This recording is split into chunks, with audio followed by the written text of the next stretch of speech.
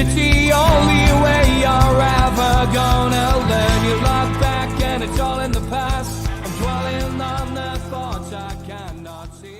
Good evening, welcome to NUFC Matters with me, Steve Wraith, joined by George, Kevin. I think Donald's going to come in as well. Match Day Live, don't do these very often. We used to do them all the time during lockdown, but Newcastle, of course, playing Crystal Palace away at Selhurst Park, 5:30 kickoff. And as always, we go through the teams first. Nick Pope in goal, Kieran Trippier captaining the team, Fabian Schär, Sven Botman, Dan Burn making up the back four. Bruno has passed his fitness test and he is available for selection today, which is fantastic news for Newcastle fans across the world. Sean Longstaff hoping to continue his good run. Joe Willock, Miggy Almiron, Joe Linton and Callum Wilson. So it's an unchanged team for Newcastle United. On the bench we've got Dubravka, we've got Lascelles, ASM, Richie, Lewis, Isak, Manquillo, Murphy and Anderson. Obviously no Chris Wood, with him now completing his move on loan to Forest till the end of the season. As for Crystal Palace, will they line up like this? Guiata, Ward, Gué, Richards, Mitchell, Schlupp, Decore, Ayew, Eze, Zaha and Edouard. And on the bench, Johnston, Klein, Reedwild, Zoe, Milivovic, Hughes, Ollius, Wells, Morrison and Meata. So Newcastle, first and foremost, George, great news, unchanged team, Bruno back in. Yeah, great, absolutely fantastic. And I suspect that's been a big surprise for a lot of people because everybody, I think, was expecting him to be out either 1, if not 2 weeks. Now, for me, as an old-fashioned student of the game, that tells me a lot more than just it's an unchanged team. It tells me that Bruno's a fast healer, and also I suspect the medical staff will have given him a regime to put on at home. You know, ice on, keep your foot up, put your moon boot on, and all that sort of thing. Eat the right things, what have you.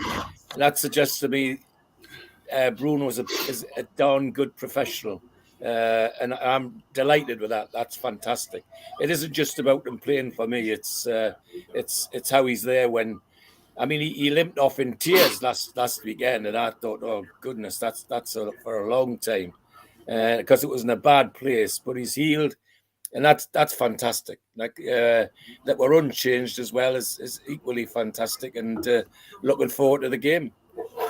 Yeah, Kev, the reason I muted you there, just I think it's your volume that's on the TV, mate. We've had somebody mentioning it, but just if you can knock that off, that's great, mate. Kev, we'll come to you because you were in just before Dunnell. Starting line up, mate. It's great news, isn't it? I mean, you know, we've gone from last weekend where Bruno was in tears. Most Newcastle fans were crying into their beer as well, thinking that Bruno could be out, missing the semi-finals and missing the run-in. But listening to Eddie Howe's interview at the start of the game there, Kev, it was good news. You know, he said that the scan hadn't showed up anything serious. This wasn't a risk playing him because ultimately, he's been in, did a full day's training yesterday and everything looks good. So it's great news, isn't it? Oh yeah, mate, it's fantastic news. And when you see the pictures come out of him sprinting onto the bus, it looked like he was a little bit late. But so that was a positive, what I seen on Twitter yesterday. But yeah, it's a great, obviously, addition within a boost to the team. I mean, if he was doubtful or not even playing, that would probably put a bit of a negative twist towards today's game, plus heading into Tuesday. So again, it's just I'm just looking at it as obviously unchanged. It's solid, trusted, and so it's a positive for me. Can't wait. Yeah, massive positive. Donald, good evening, mate. Unchanged team. Evening, guys. Evening, fellow panelists. Yeah. Hi. Evening, Donald. Evening, Kevin. Yeah, that's a strong team, unchanged. It's your old case of if it ain't broke, don't fix it. So, and big plus Bruno being there. That means we've got that quality in the middle of the park, finding that killer pass, which obviously Bruno does very well. And I think it's also shown, as George alluded to earlier, that Bruno is a tough cookie. He's tougher than he looks. That's what I'll say. And obviously, he's a good professional in the sense that he's followed whatever advice has been given to him, and he's healed quickly. And happy days for us is all I'll say to that. Yeah, happy days for us. George, the Crystal Palace team, they're quite familiar to us this season. We've already played them twice, in the league game. Newcastle not really capitalising at all on the chances that they had in that game, and again a draw. The League Cup was even tighter, but Newcastle managed to squeeze through into the next round, of course, in the semi-finals now. So this isn't going to be an easy game. And watching Crystal Palace. A few days ago, they took on Manchester United, of course, who we can proudly say now are our rivals once again. But yeah, they managed to steal a well-earned point off Manchester United with a wonderful late equaliser. So this is going to be a difficult game. Never easy at the Palace because they have strong backing at their ground at Selhurst Park, and the fans are always with them. I mean, one or two pluses for me. If I was Eddie Howe, before the team goes out onto the pitch, I'd be saying to me, that bloke Mitchell got away with murder at St James's Park. Let's give him one back, The other thing that I think I said to you the other night, there's a lad that's not playing who I'm delighted is not playing. That's MacArthur, because every time he plays against us, he has a stormer. I haven't seen him have a bad game against us. Well, he's not there today, and that's another positive for us. They were good against Manchester United. What I could say of the game with my eyes at the present time. And they never gave up. I mean, that's the thing for me, is that in that position, some teams might have crumbled against Manchester United, but they didn't. They kept them going right to the end, and they got that just reward. I mean, they played quite well, not quite well, very well to get the equaliser, and it was a good goal. So yes, it's not going to be a walkover, that's for sure. Kev, I mean, Crystal Palace, it is a difficult team. Vieira's got them set up quite nicely, I think, to be honest. And this isn't going to be a walk in the park. Newcastle have to be, on top of form. And Eddie Howe said as much in his press conference yesterday. We won't underestimate Crystal Palace today. Exactly, and I think it'll be a professional performance. I mean, it's a traditional old ground. Never been to the stadium, but you can just tell it's tight, it's small, they're right up on top of you from the Palace fans' point of view. Which creates a great atmosphere, and they're going to be on the bounce from a good result against Man United. I didn't see the game, but a point against Man United at home, granted where they are on the division's a well-earned one, but yeah, it's going to be a difficult one. It's going to be interesting to see how we keep Eze, Zaha, their forward players who've got a lot of pace quiet, because I think they could probably stretch the game, go longer a little bit, and cause us a few problems that way. But I think if we're professional and stop that long ball by the high press, what we do, I think it won't be comfortable, but I think we'll have to do the nitty gritty stuff first. And once you do that, then I think we should be okay today. But yeah, Vieira's done well there. Yeah, he definitely has. Okay, the teams are getting ready to come onto the pitch, wearing our white and green away strip today, as Kieran Trippier just hangs around in the tunnel ready for the teams to come out with the referee and the officials. Donald, this is a very important game for Newcastle. I want to keep the momentum going. And, of course, at the start of the TV coverage today, mentioned that, this could be a record that Eddie Howe, makes for himself. 15 games unbeaten in the top light for an English manager. It'll be the first one this centenary, so it would be a great record for Eddie to set. Of course, when he was asked about it, he said he hadn't been aware of it. Typical Eddie Howe. Yeah, it's when we cross that white line at Selhurst Park, it's going to be a tough. They've got to go out and really earn this victory today. It's not, as the lads have said, it's not going to be easy. I did watch the second half of Palace versus Man U, and Palace just didn't give up. They kept going. It was just a matter of, you thought, it's got to come. And lo and behold, it was that little bit of cleverness on the free kick, which eventually saw them over the line. And it is a tough ask today. If we get a result today, i.e. the 3 points, which we all want, then that is a very good away win against a very tough and well drilled Palace side. Thing is, we don't want Zaha. We want Zaha. What's the word? Infuriated. We want him, Yeah, frustrated. Yeah. Frustrated. Yeah. That's the word I'm looking for. Yeah, we want Zaha frustrated. We don't want to let him do his thing, sort of thing. But it's tough game today. But I think they've got good players, but we've got enough to hurt them. That's what I will say. And also looking at our bench, if it doesn't work in the first half, we've got, and we haven't been able to say this for many, many years. We've got game changers on the bench after a long time. Yeah. And that is another big plus for us. Yeah, 100%. Okay, just before we kick off, is the Sky panel go through the two lineups before kick-off? George, I'm going for a 1-0 win to Newcastle. George, what about you? Well, I think I said the other night 2-0.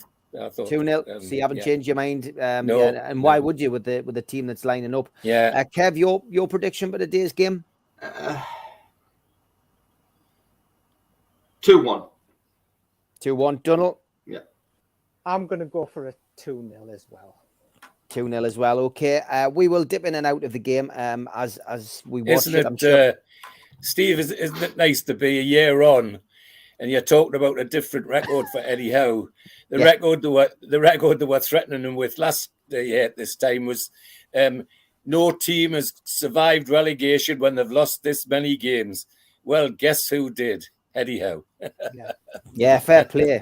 I'm just talk about Chris Wood as the teams get ready to kick off. As I say, we'll dip in and out of the game. We've got plenty to talk about with Newcastle United, as we always do. But any major events crop up, then I'm sure one of the lads will shout out and we will cover it. But Chris Wood's left, George. Looking at it on the grand scheme of things, and I finally caught up with Eddie Howe's press conference from yesterday. Today, I put a show out about it a little earlier. It seems as if it's caught him a little bit by surprise. He said 3 or 4 days ago this wasn't a move that he would have envisaged, especially with a player that he's utilised quite a bit since he signed him for 25 million last season. So from his perspective, he was caught short a little bit, and he said he would be hoping that there would be a player coming in. Also asked whether they would be looking for a like replacement, i.e. going for a target man. He said, I'm not thinking along those lines. So what's your take on the whole Eddie Howe and Chris Wood situation? I mean, just in case you've been living in a cave as well, anyone watching, he's gone to Forest. He's gone on a half-season-long loan, £5 million coming in the opposite direction for Newcastle with an option to buy. And should Forest want to buy him, it'll be another 15 million in Newcastle's bank account. So 20 million back on a 25 million pound investment in a player that really helped keep us up with the rest of the team. George, your take on it? Well, yeah, you just need to listen to how Eddie Howe talks about him, about what he brought on the field and off the field, how good he was in the dressing room. And for me, I've said often enough, for the young kids around to see a seasoned professional like Chris Wood, when there's a penalty and Chris Wood's on the field, nobody else is going to get the ball. Nobody else is going to get the ball. It's his, and bang, it's in the back of the net before you can turn around. That kind of confidence is good for the young kids to see around the place. He also did a lot of hard work off the ball. He goes with my blessing. I hope he does well. But also, what a deal. He's part of a team that keeps hope. And it's going to cost in the long run 5 million in this day and age. That's just absolutely fantastic. I mean, it's just unbelievable. So the people in the background that have done the deal, you can see why it went through because he's cost with peanuts, and yet that's great. The other thing is that I too was interested in what Eddie Howe had to say about people coming in. I think he's going to look for a young speedster, somebody with a lot of bounce and pace, not just a target man. He's going to look for somebody with a bit more than that, and that'll energize what we've got.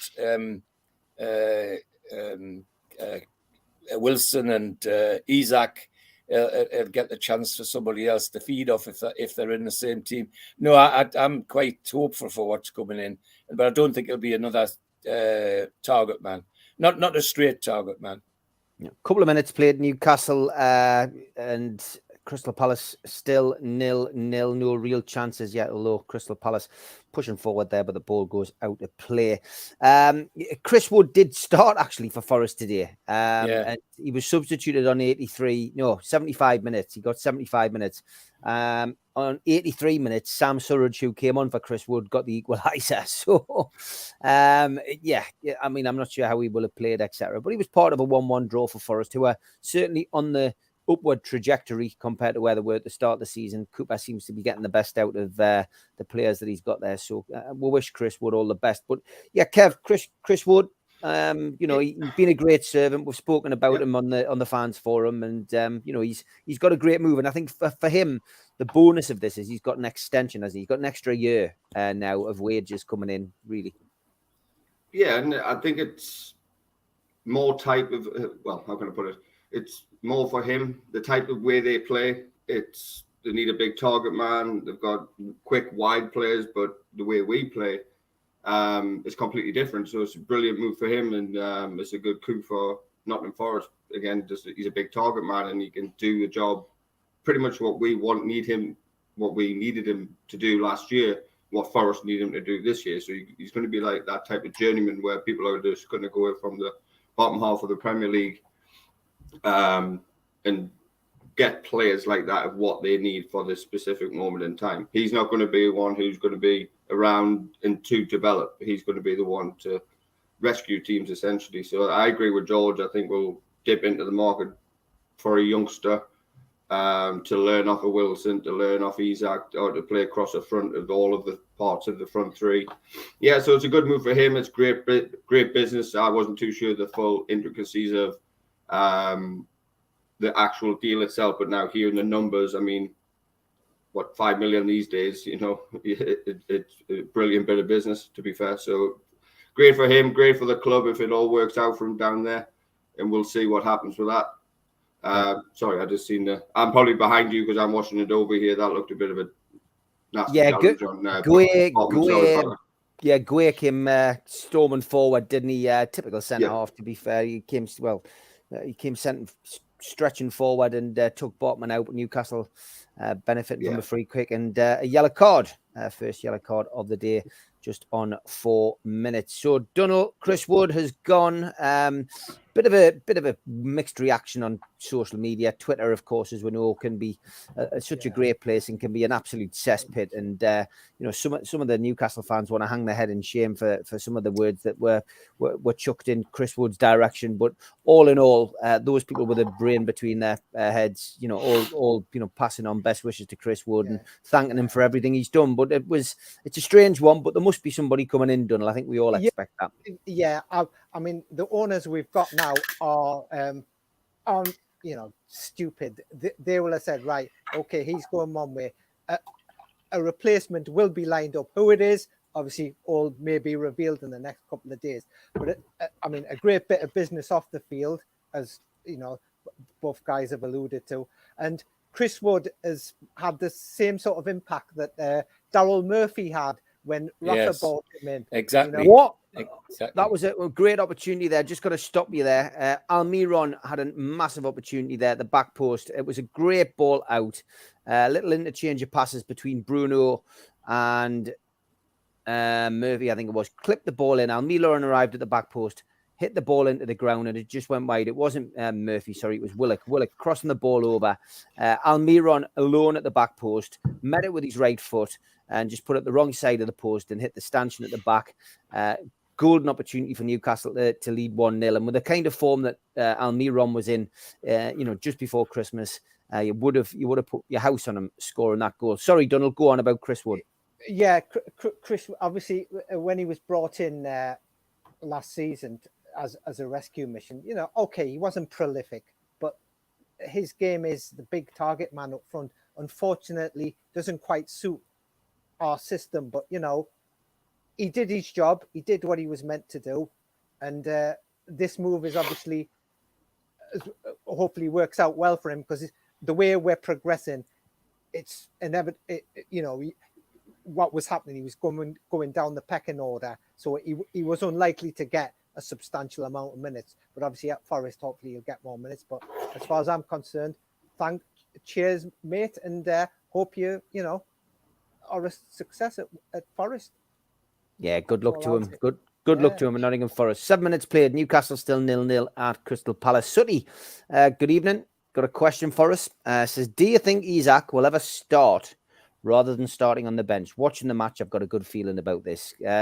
George, I'll tell you what I think. I think he'll start when Eddie Howe has seen enough of him in training. And I think, again, listening to the press conference from Eddie Howe yesterday, from his perspective, he hasn't seen enough of Isak in training. He's seen enough of him to be able to give him a place in the squad and get him on the bench, but he needs to see more of him. But he's happy with it. He's happy with the way he's progressing.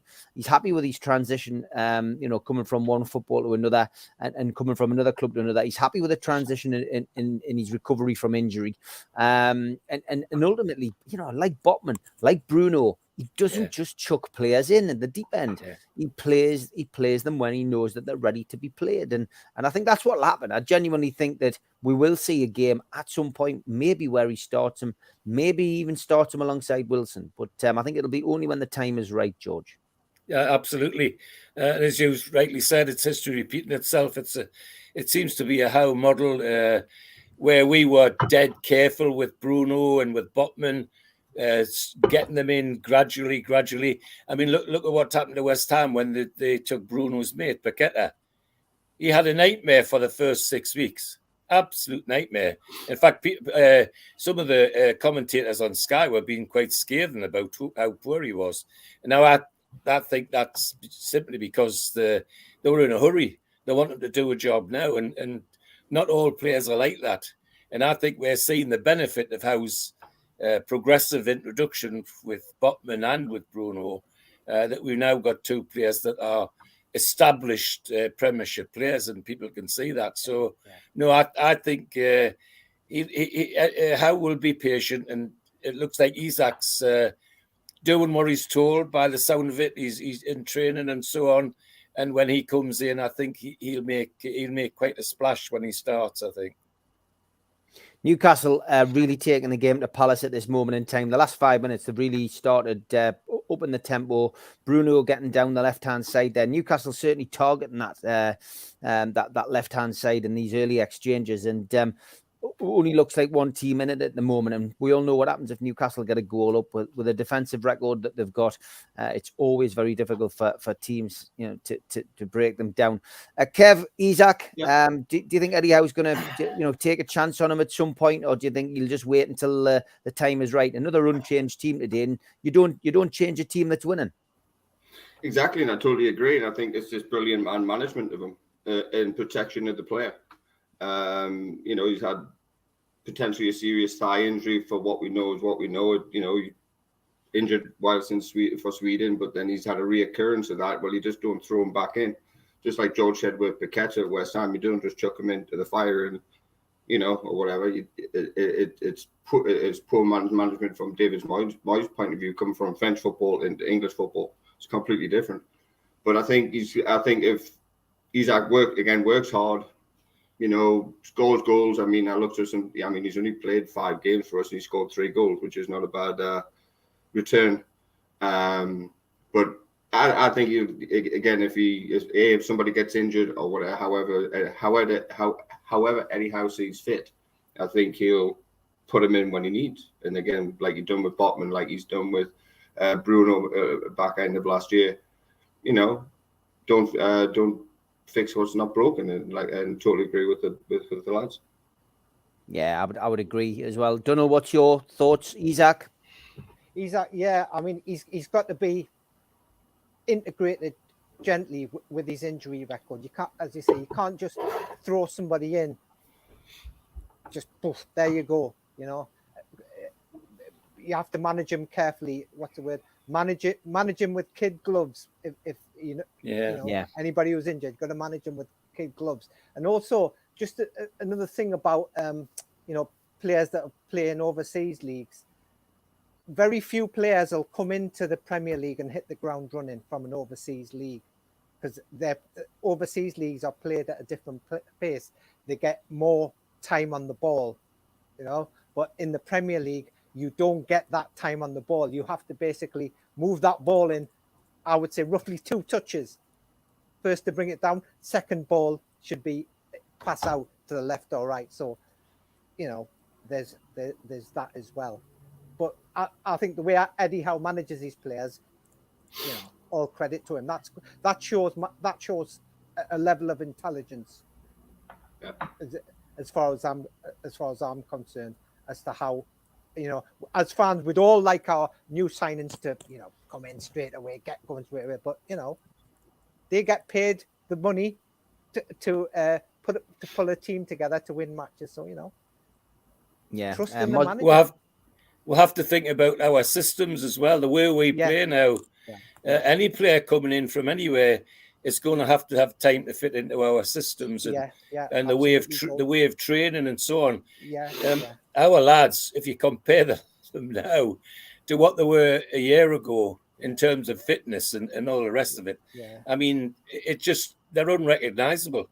I mean, to see how our team can go top pace pressing for 90 minutes is really an eye opener. Really an eye opener. I mean, I say our lads have gone from Arthur Daly's bangers to finely tuned cars straight off the production line.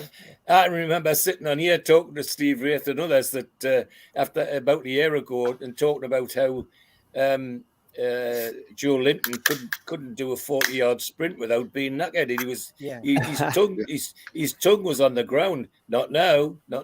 He's like all the others. He's up with it, and I think that's something else that players coming in have to get used to. You know, just had a 30-yard.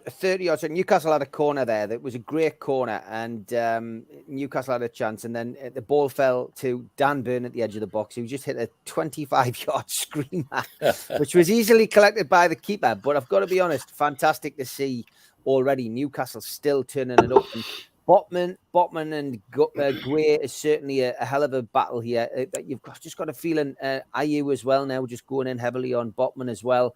Botman, though, just stands tall, looking over the forward. I don't think people realise, you know, what they're up against when they're facing Botman. It's like coming up against Terminator. It really is. It honestly is, because he has no emotion, and he just looks at these people as if to say, "What are you doing, little boy?" You know, it is absolutely hilarious watching these people. But anyway, 15 minutes into the game, Newcastle still 0-0, but it's all Newcastle from an attacking point of view. I think Crystal Palace have had the wind taken out of their sails and are wondering, you know, what they've got to do to try and break down this Newcastle United back four.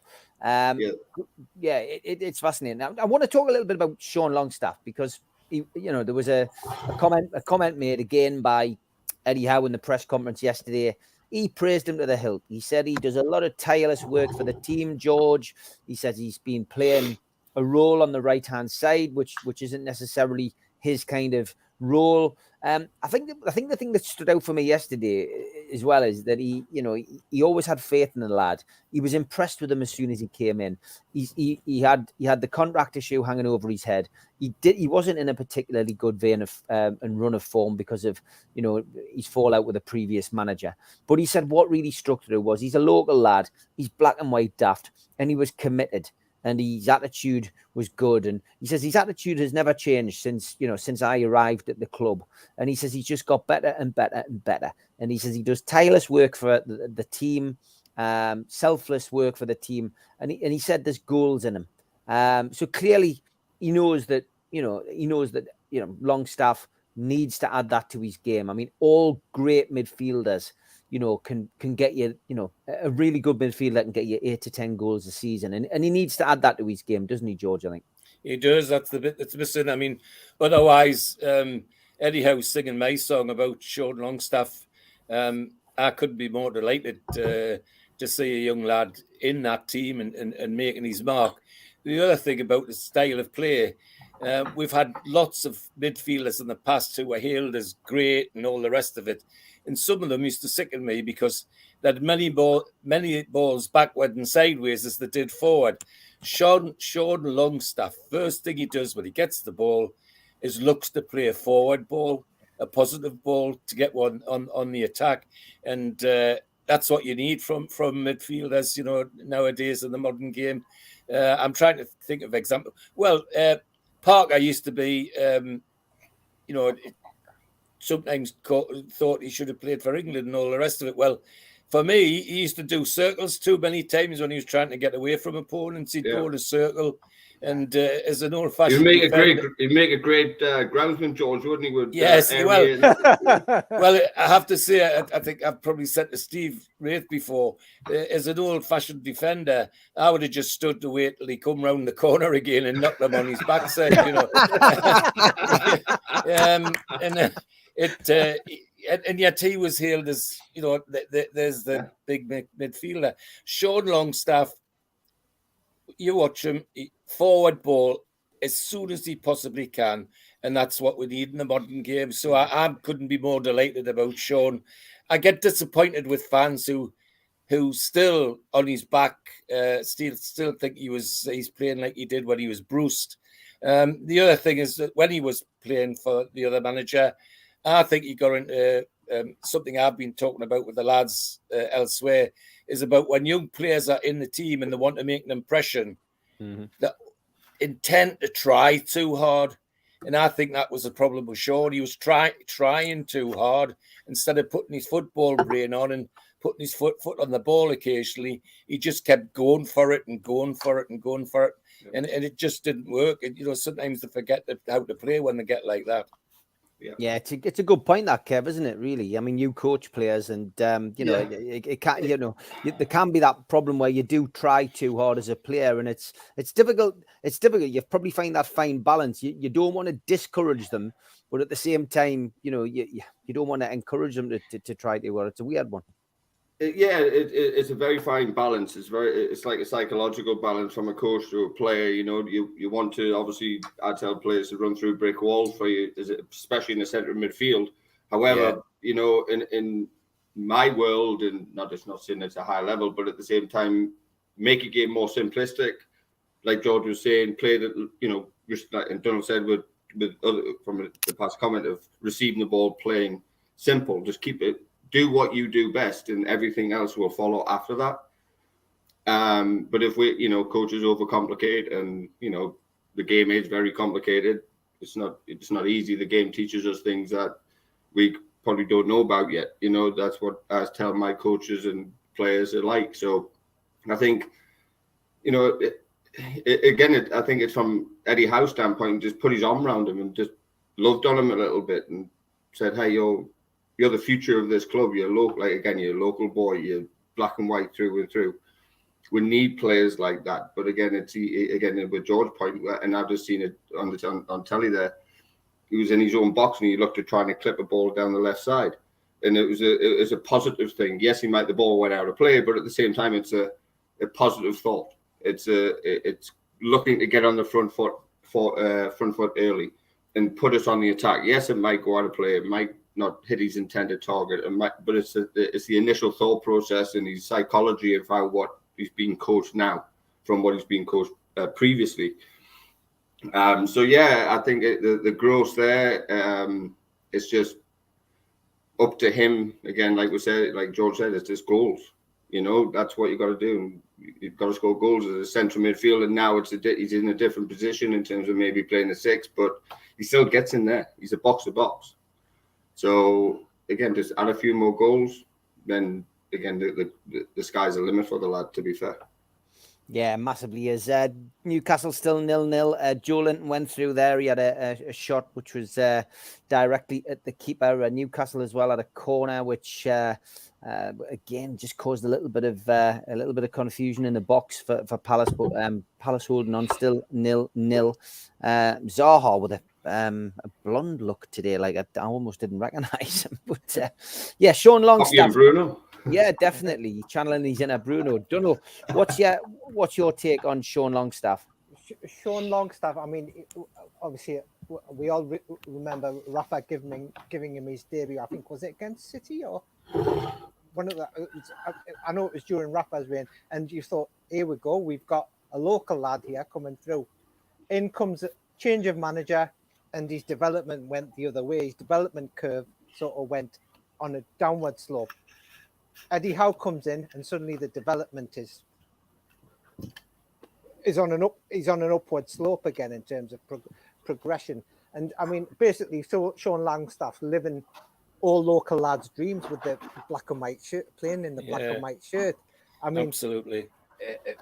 You know, he's living all our dreams, and I mean, how he's playing under Eddie Howe, I'm really pleased for him, and it's nice to see a local lad come through, and really become established in the first team. And I just hope he, goes from strength to strength and really, cements his place as a regular in our first team, because I think he has got a great attitude.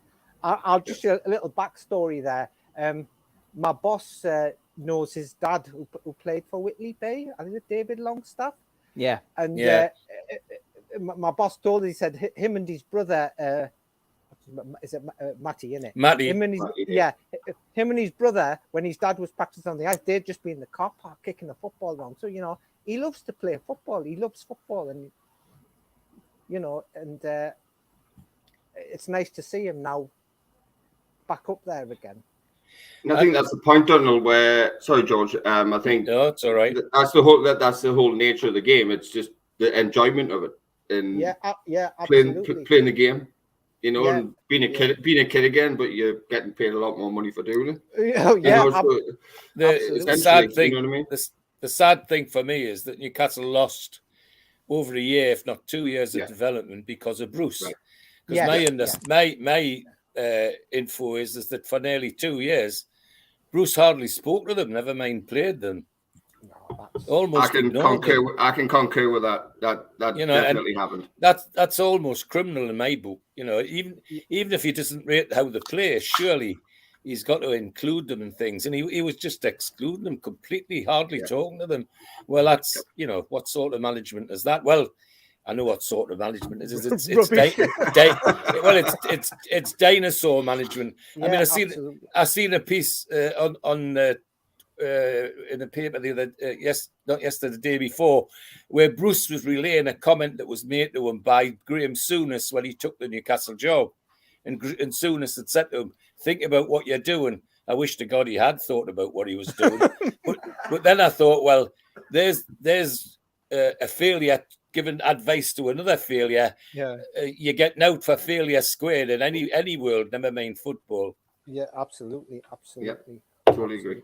Newcastle still 0-0. Questioning over Bruno. There was a little clash in the midfield area, but he didn't get booked. 61% possession in the first 25 minutes for Newcastle. Good. Away. 4 shots. Completely controlling the game.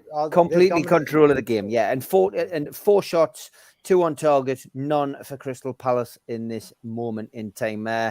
Unbelievable, really, to think that we're going to places like this and dominating games. But great stuff. Let's hope they can add a goal to this. It's still currently 0-0. George, let's talk formations. And the fact that we've let Chris Wood go, let's park that for now. We talked a little bit about whether Isak will get a start. Let's surmise when he's fully fit and he's had enough training and Eddie Howe's willing to risk him from the start. Do you think 4-4-2 is a formation of the past, or do you think it's something that Eddie Howe might jump on? Because in his press conference yesterday, he more or less said that, look, I used to play 4-4-2. It's nice to have it in the armory if we need it, but is it outdated now? Is it a formation that's in the past? What's your views? Would you like to see him go with Isak and Wilson up top?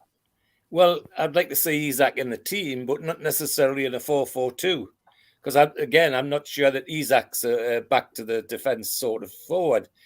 Isak, I think the thing that Eddie Howe's talked about recently is Isak's ability to do all sorts of things. His versatility, I think, is the word that I was looking for. And with that versatility, he could play right across the front line as far as I could see. He's got the pace. He's got heading ability. He's no slouch. He's not a wallflower. He's quite strong, and I think Eddie Howe would find a way of playing him in a very attacking squad, not necessarily a 4-4-2. If it was necessary against a particular opposition where 4-4-2 looked like the way to go, then I'm sure Howe would do that. But I think a strict 4-4-2 is a non-runner for me with Newcastle at the moment, because there's so many versatile players. You know, you've got Isak can play anywhere. You've got Miggy, who's stuck on the right at the moment, but he could easily be brought inside as well, like he plays for his country, and all that sort of thing. So I can see Eddie Howe, once Isak is ready to start, experimenting with things which are slightly different, and I look forward to that because I think it could be quite exciting.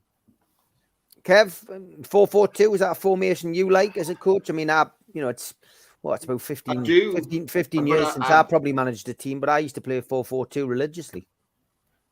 Well, I played it last year with one of my teams, and it was a brand new team. So again, to the level what they were playing previously until I taking them over, and so we had to just do what we had and where the peg fit, type of deal. But I think for me, there's a variant. I changed it to where you could play like a diamond in midfield, where you could have like a true number 10 with it, so it looks like a 4-3-3, so it looks like this, so you can manipulate it to a certain extent. But from my opinion, the 4-4-2 is one of the easiest to break down, but yet one of the most simplest formations to coach as a structure, because everybody block of 4 and 2 is quite simple. But I think for going further down the road, I think you'll go to like within game, or depending who will play, yes, start 4-3-3, or even go 4-2-3-1, but then you could say that's a 4-5-1, or there's various different opinions on what it looks like and where players go.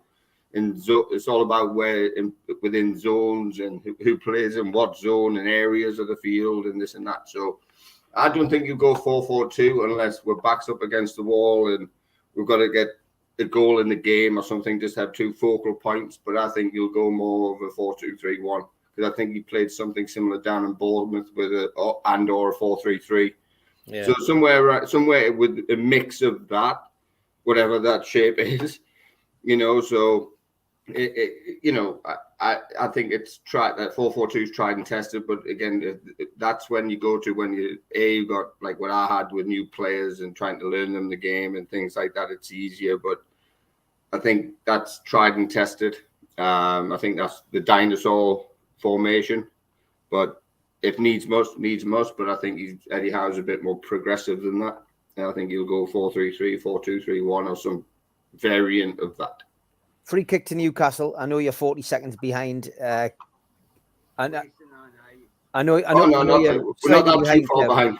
No, yeah, okay, we're not too bad. It's just my NBC feed from the United States. It takes a minute to get across the Atlantic. Trippier standing over this free kick. It was Goye who fouled Wilson. Wonderful through ball by Joe Linton, it has to be said. Oh yeah. And we've got a free kick. That's a yellow card. Well, it should have been, but it wasn't. But he's already on a yellow card. And he's already got one. Yeah. Could have been sent off. I think this could be a little bit too far away, but you never know with Kieran Trippier. If he hits this right, it could be top corner. But keeper, he's played it wide. Bruno's chipped it in, and it's gone painfully wide. Willock didn't catch that right, and it's gone into the. I was about to jump off my seat, but then you said painfully wide. It's gone into the stand. It's hit the eagle on the head, and that's that. But yeah, half an hour gone. Newcastle comfortable 0-0 still, and still doing really well in this game. So Dunnell 4-4-2, Isak and Callum Wilson. Would you like to see them play together at some point? Yeah, I'd like to see them play together, but I think 4-4-2 will be used very sparingly by Eddie Howe. It only on a needs most basis. But I think 4-3, if play them in a 4-3-3 would be better, because Isak can play set, because he's, as you say, he's a versatile player. He can play in the middle, or he can play out wide as well. So I would say if they do play together, he'll play them as part of a 3 rather than a 2, because both of them want to get on the end of a cross or a ball across the box. So I can't see a 2 happening, because as far as I'm concerned, 4-4-2 now, because of how the game's progressed, it is a bit from years gone by, that formation, because with the influx of overseas coaches, different ideas have come in, hence the 4-3-3, hence the high press, etc. So yes, it's still there. I mean, it's the simplest formation, but I can't see Eddie using it. However, as Steve, historically, as Newcastle fans, we've been used to having 2 who played together. Going a long way back. I mean, Shearer and Ferdinand, Beardsley and Cole. If you want to really go back, Milburn and Rob Lido, So we're kind of used to that sort of idea that we'd have 2 up front. But in the modern game, I think it needs a bit more thought, and I hope and pray that we've got the manager that could use his brains to use 2 strikers like that. Cameras just panned into the stand. Dad and Amanda there with their son, and Jamie Rubin there. So full ownership. UK contingent in Selhurst Park today. 33 minutes gone. Newcastle 0, Crystal Palace 0. Palace pushing forward now. A rare foray into the box, but easily broken down by Newcastle. Wilson comes away with the ball and it's back towards the halfway line. I think as well, with the cup competition, continuing, George, in the cup competition this season, getting into the semi-final. Again, a point that was made at the press conference yesterday by Mark Tulip from the BBC was that, our season, business end of the season, as we would call it, has come a little bit earlier than normal, because obviously this cup competition finishes so early.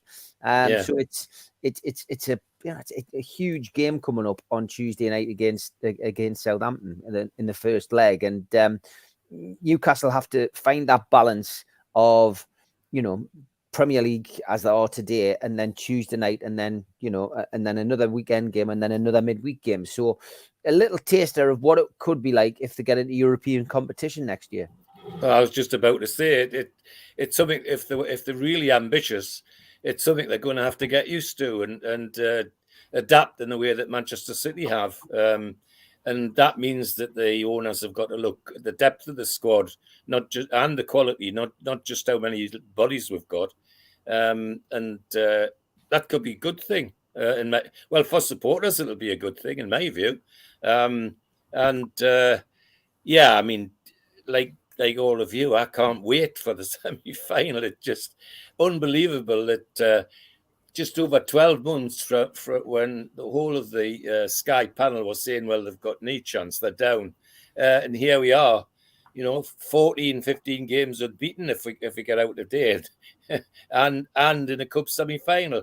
Oh, goodness. I mean, who would have thought it? So let's keep thinking that way, and let's be positive and look forward to the semi-final in a positive sense, because I have a good feeling about it. I just do. It has really good vibrations for me. I've got to say, all the years I've supported, I can't remember the last time I felt so positive.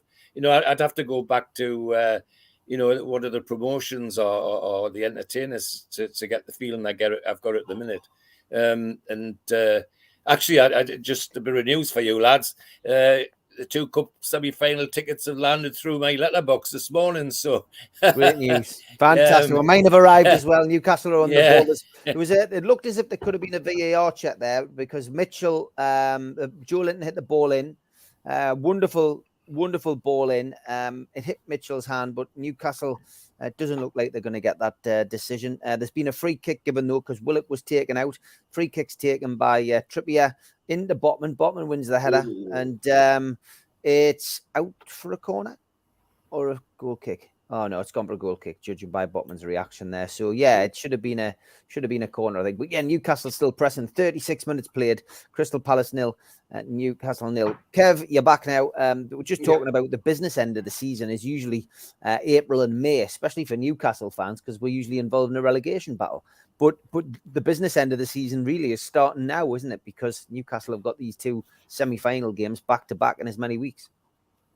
It is, and normally we're booking my holidays where we're going to go. And by the way, I got my 2 tickets for the semi-final because I've still got my season ticket at home. Me and my dad have still got, well, my dad's no longer with us, as we know, but we've still got our season tickets. So I've got mine, and we'll pass them on. But yeah, it's nice to look forward to something that, you know, we're not normally used to.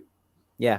Outside of Georgia, I mean, I'm 38, but, you know, I mean, I remember going down to Wembley in the semi-finals at Old Trafford and things like that, which were fabulous occasions, and, you know, and Champions League nights, all the above. You know, I've been to Milan, I went to Rotterdam when we beat them 3-2 and all the rest of it. So, you know, it's special memories, but again, it's for the younger generation, saying that, not that I'm older, but it's just nice to get into a semi-final. It's just nice to see where it could actually take us. And so this is where essentially the money's made, you know, from a financial standpoint for the club. Just, you know, getting into the semi-final, finishing higher up as possibly we can in the league. You know, again, that's, you know, the phrase is obviously, like you said, the business at the end of the season. So let's just see what happens. I'm excited for Tuesday. I had a thought about it yesterday, or this morning, you know, thinking about what would happen, how am I going to feel if we actually lift the cup, you know, because I've never seen it, you know. So I'm excited. I'm excited to see that, and let's hope that we can actually do it. And I believe we actually can, based on the fabulous draw that we got. Yeah, me too. 78% possession now in the last 10 minutes from Newcastle. It's one-way traffic. Botman, as Mozza says, is getting some stick. Ayew, no eyes on the ball whatsoever, and stamped on Botman's foot. Deliberately, it has to be said. Botman, for once, grimaced a little bit. Certainly must have felt that, but once again, just continuing. Newcastle, in the meantime, stormed down the right-hand side. Almiron cut in, but his shot was too far to the left of the goal, and Newcastle United are still 0-0 with Crystal Palace. And 39 minutes on the clock as the Palace keeper kicks the ball out. Business end of the season starting earlier than Dunnell. And Newcastle, of course, with that wonderful semi-final opportunity and a chance to potentially get through to a final against Manchester United or Nottingham Forest. And it is nice, isn't it, really, to be looking at the top end of the table rather than the bottom end. Yeah. Oh, yeah, absolutely. And, you know, look, right end of the table and, you know, a cup semi-final to boot. And obviously, should we go all the way and win it? Winning this cup means a place we've got at least one European place sorted, in the in the Europa League, you know. And come the final in February, it will be nice to see, say, Kieran Trippier lift it, and then I don't have to keep skimming through the book looking for Bobby Moncur's photo when he lifted the first cup. So absolutely brilliant. And I remember going back, I think was it last year before, on one of the Gibbo and Supermax shows, when Gibbo was saying he remembers all, you know, going to Wembley, Jackie Milburn Cup finals and all that, and how he was saying that the younger generation have like missed out. This would be great for the younger generation as well, because thing is, all right, we're all of a certain vintage. I won't be cheeky, but we need to grow our fan base, get the young'uns more interested, you know, get the young'uns in the black and whites kits, etc., because that's our future fan base. We're the fan base now, but we need to grow our fans of the future too, you know, and the cup competition would go along. A cup win would go a long way to do that. Donald, at 81, I don't get offended when people talk about age. I don't worry about that. I'm being polite, George. I'm being polite. That's all right. That slight advantage that gives me is that my dad went to all the 3 cup finals in the 50s. Hitchhiked to Wembley because he didn't have the money to get a bus, anything like that. And I remember all of that. But I also remember, and it sticks in my mind, and Steve knows that when I get my eyes sorted, we'll be talking about this on my platform, about the 74 final that we lost. We got well and truly shellacked by Liverpool. But that didn't affect the fans that much. There was still over 500,000 people between the Central Station and St James's Park welcoming them home. And they didn't win. I mean, not only did they not win, they played appallingly. But the fans were still there in the hundreds of thousands. And that always stuck with me. What would it be like if they'd won? For goodness sake. And I hope we'll see some of that back. The other thing that is Kev was saying about the semi-finals and the finals we played in modern times at Wembley and so on. Now, I was a chauffeur for our Neil and his mates. We used to hire a big vehicle and I used to be the driver because I don't drink. The only downside of that is they're such bloody awful losers. The journey home was terrible. Absolutely terrible. George, you, my dad, both. He was the chauffeur in a big 7-seater with all his mates from work. That's right. That was the same thing. So, Atlas High at the top of Station Road where I live, whenever there was a big match, they used to put aside their best. I think it was a turbocharged Vauxhall Zavira with blacked out windows, and the lads used to pile in the back. The middle seats were put down for the cool boxes with the drinks and the sandwiches in. And, how they ever seen a football match, I don't know, because can you remember a drink called Suddy D? Yes. Three bottles of Suddy D. One was straight Suddy D, one was Suddy D laced with vodka, and one was Suddy D laced with gin. And they never saw Wembley, so the most of them in the back used to go straight to bed when we got to the hotel. But they were great, absolutely great weekends. I mean, absolutely fantastic. And to think we might do that again would be super. And now I see my step grandson Joss is on his way. He's at Crystal Palace. And to sort of pass that mantle on to Joss would be great. As I noticed today on the picture from the bus, he's wearing one of my old shirts. All right, nice one. Free kick to Newcastle. Kieran Trippier on the right-hand side puts the ball in. Another ridiculous free kick given away by Crystal Palace. Cumston, I think it was aimed towards Shaw. Ball didn't reach him. Palace keeper managed to gather it safely, and he has booted it out up towards the halfway line. But Newcastle have regained possession again. Willock is on the attack down on the left-hand side. Steps one way, steps the other, holds the ball up, passes it back to Bruno, who again hands on by the number 10 from Crystal Palace. Long ball in again. Got to say, a man of the match for me so far in this first half has been Joe Linton. He has been immense in his role again. Long ball over the tops, caught Newcastle out there. Ball fell to Zaha, and a little shoulder charge there. Looked like it was from Botman. Zaha doing his usual eyes to the referee. That was Trippier as well. Referee, I think, may have given a free kick here. Sky looking back on it. The clock has hit 45 minutes as we speak. Let's have a look at this again. Just having a little replay now. Zaha went to ground too easily there. 2 minutes added time. It was Zaha and Trippier neck and neck. It was a fair tussle, and Zaha just hit the deck as Botman came in. Only comment I'd make is, doesn't he always? No free. There was nothing doing there. It's gone out for the ball has gone out for a corner, so I'll stay with it for now. The lads are marked up as usual, very tight as he takes the corner, and it's headed over by. Couldn't see who it was, but it's headed over by Crystal Palace anyway. About a minute and a half left of injury time in this first half. So, all in all, it's a great display by Newcastle. Everything but a goal. So let's hope. Let's hope that Newcastle United can turn all of this possession and all of this forward play into something in the second half. George, I know you haven't got eyes on the game, but would you have settled for 0-0 at half time? At As a starter, yes. Yeah. Because I'm still convinced it'll be 2-0 at the end. Yeah. But nil. Palace have got to do, in my view, you've presented Palace with a problem. If they want to get anything out of this game, they've got to do something different. And if they do something different, that might just leave the hole that we want to get the goal. Yeah, Kev, 0-0 at half time. It looks as if that's where we're going. Newcastle doing very well at the moment. Yeah, very well. Again, we played the Leeds of the world, Bournemouth. It's just one of those where they're going to kick anything above grass, the type of thing, and frustrate and stop us playing.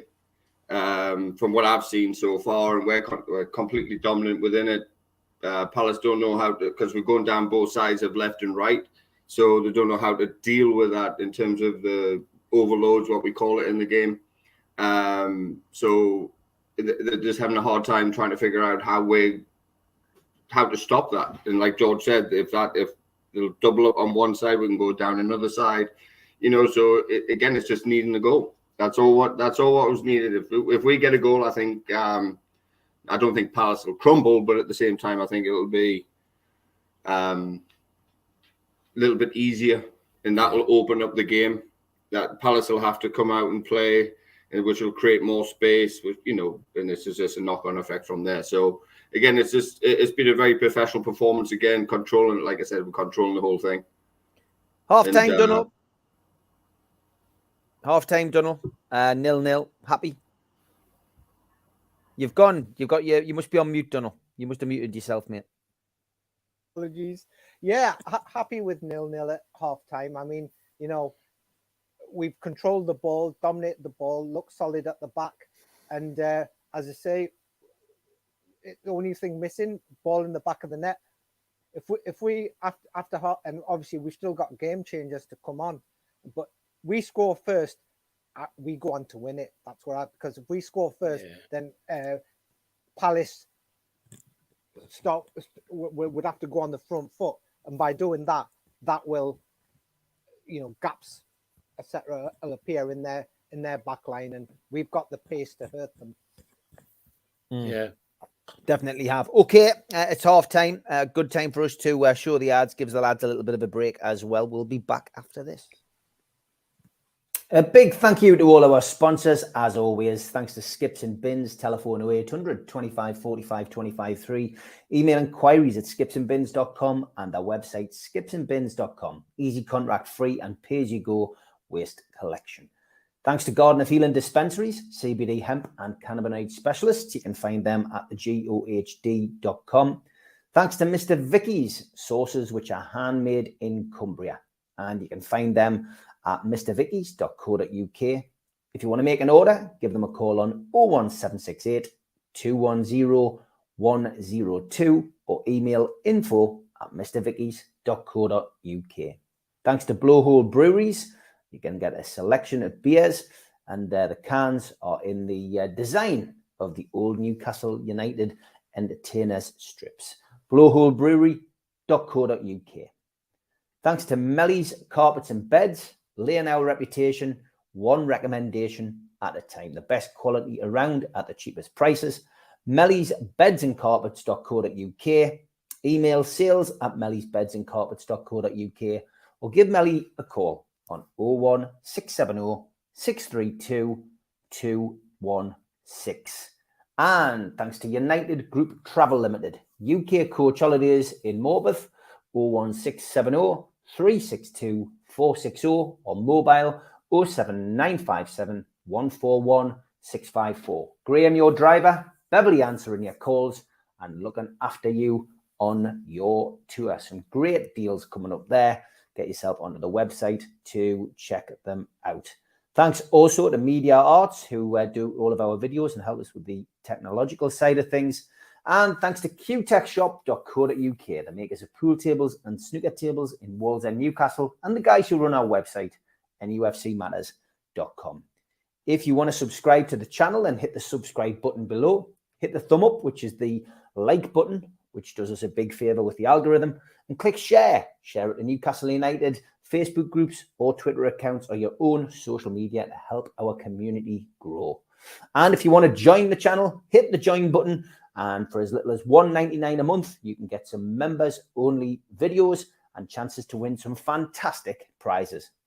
We're also available as a podcast on iTunes, Spotify, Podbean, and the rest. Don't forget as well that we do events through NUFC Matters. And this one is the next event coming up, Friday the 24th of February, an evening with Newcastle United legend Steve Howie. Friday the 24th of February, Tyneside Irish Centre, and tickets are available at £50 from newcastlelegends.com. If you also go onto Voucher and search for the event, you can pick up a bargain on there. Don't forget, we also support the food bank on this channel. www.nufcfansfoodbank.co.uk is where you can find the Matchday Bucket. You can make a virtual donation to the Matchday Bucket 365 days of the year to keep helping the food bank in Newcastle. And we've also got a meet and greet with Warren Barton next week, all in aid of the food bank. Tickets are £10 from nufcmatters.com. There'll be a little Q&A session, sign-in session, and a chance to get a photograph with Warren. If you want to get along, get yourself to our website, nufcmatters.com. Next, in March, 25th of March, an evening with Nobby Solano at the Irish Centre as well. Tickets for that are £15. And again, you can book them from nufcmatters.com. And only 5 tickets remaining for an evening with Steve Watson, Thursday, the 2nd of March, 2023, at the Tynemouth Surf Cafe. Get in touch with the Surf Cafe Direct to order your tickets for that. Just a reminder that the team lined up like this: Nick Pope, Kieran Trippier, Fabian Scher, Sven Botman, Dan Byrne, Bruno, Sean Longstaff, Joe Willock, Miggy Almiron, Joe Linton, and Callum Wilson. That got us through to a 0-0 half-time score with about 78% possession. On the bench, Dubravka, Lascelles, St. Maximin, Richie, Lewis, Isak, Manquillo, Murphy, and Anderson. So the question is, George, who would you bring on? Who would you take off in this game? And you know, it might be very tight, the scoreline, but it's far from that. It's a very one-sided game. Yeah. It's difficult to say because they all seem as though they've been playing well. If I was pushed, I might be tempted to give Miggy another 10 minutes and then put Isak on in place. Okay. Pace for pace. Okay, yeah, and I mean, of course, he plays on the right-hand side, which we know Isak can do. So that's a good shout. Yeah. Kev, you're watching the game. I know George hasn't got eyes on the game today, but Kevin, you've watched the game. Is that a good shout from George? It is. I mean, it just gives Palace something different to think about, because Miggy's just, left-footed on the right side. I think Isak's both-footed, and I think it'll give Palace a different problem. I wouldn't be surprised if he brought Maxi on, because I think their right back, I think it's Kelly. Yeah. Can't deal with Willock's pace, based on the fact that I think with the interchanging of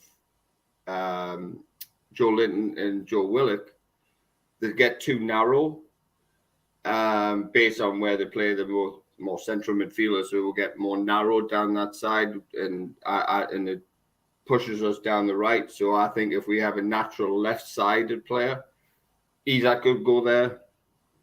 I mean, Eddie Howe's got options, but again, I think it's just not narrow. But yes, we've been going down left side, right side. But yeah, either one. Like I agree with George, pace for pace. But again, Isak gives us something different. That's just how I see it. I think with the two Joes, we can call them, it's just too narrow sometimes, which forces us down the other side. I think we need a little bit more balance. All right, Donald, substitution in the second half. What would you do to freshen it up? You mentioned earlier that we've got strength and depth. It's a while since we've had that on the bench. Who would you like to utilise, Donald?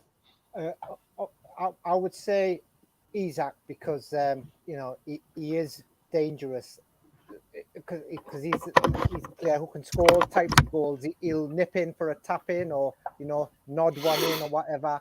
And also put him out wide, he does cause problems with his sort of speed he's got.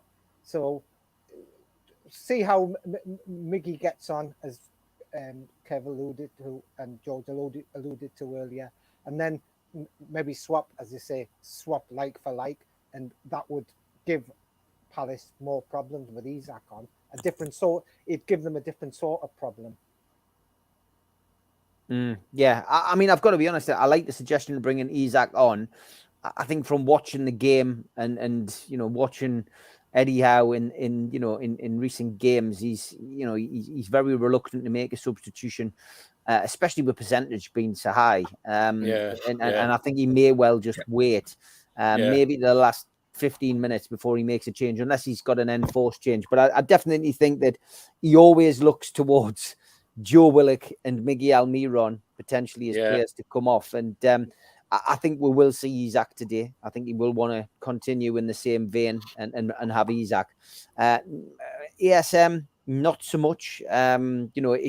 It's not a game that he will distrust using ASM, but you never know. It's going to be interesting. Let us know who you think in the chat. Mozza says, good call, George. Maybe Maxi to razzle dazzle them.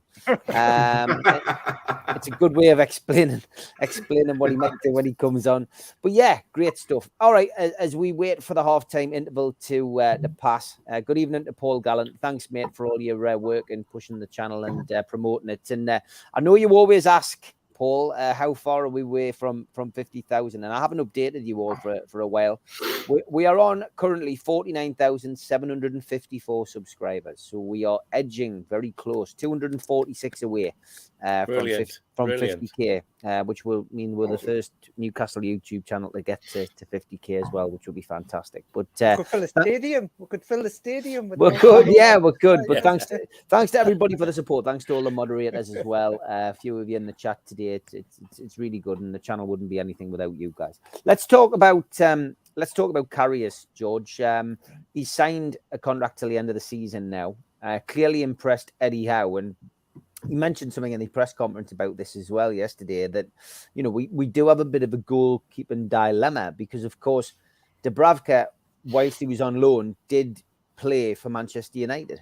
So that means he's cup tied, and still being in the cup as we are, if we had a goalkeeping crisis, Dubravka might be called upon. If God forbid, Pope got injured today, then we would have a situation where we would need to use Dubravka, and then we would need these goalkeepers. But he did say that towards the end of the window we may see somebody go out. We would imagine it's probably going to be Darlow.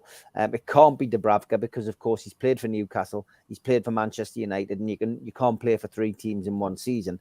So we know Dubravka will be staying. So you'd imagine Darlow will probably go, but he's clearly impressed by Karius. And I know we spoke about this on the Amigos on Friday, but now looking at the situation, you would imagine Darlow is going to leave, wouldn't you?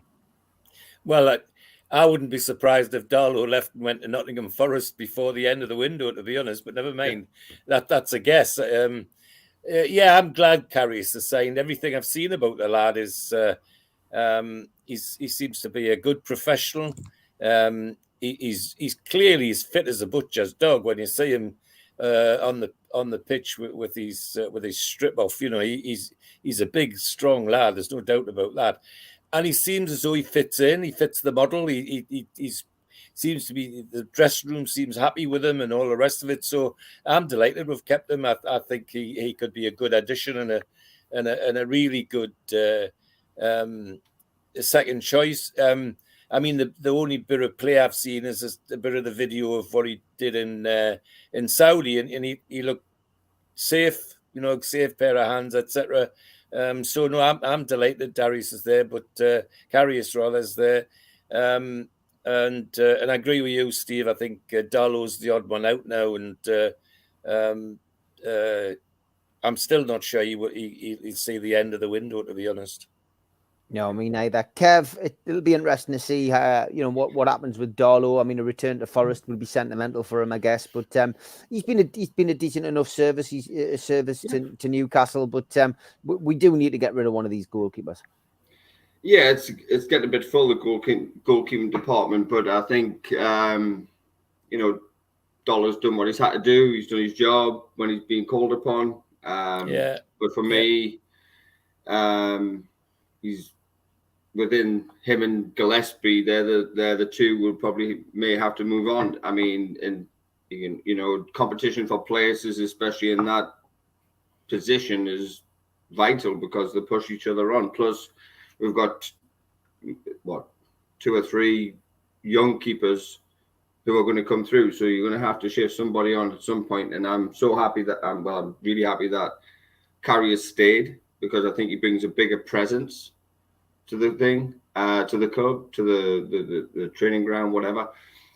So yeah, again, like with the Sean Longstaff thing, it's a confidence element. You had that oopsie in the Champions League, but one mistake doesn't define a goalkeeper. You're the goalkeeper. You're going to make mistakes. It's going to happen.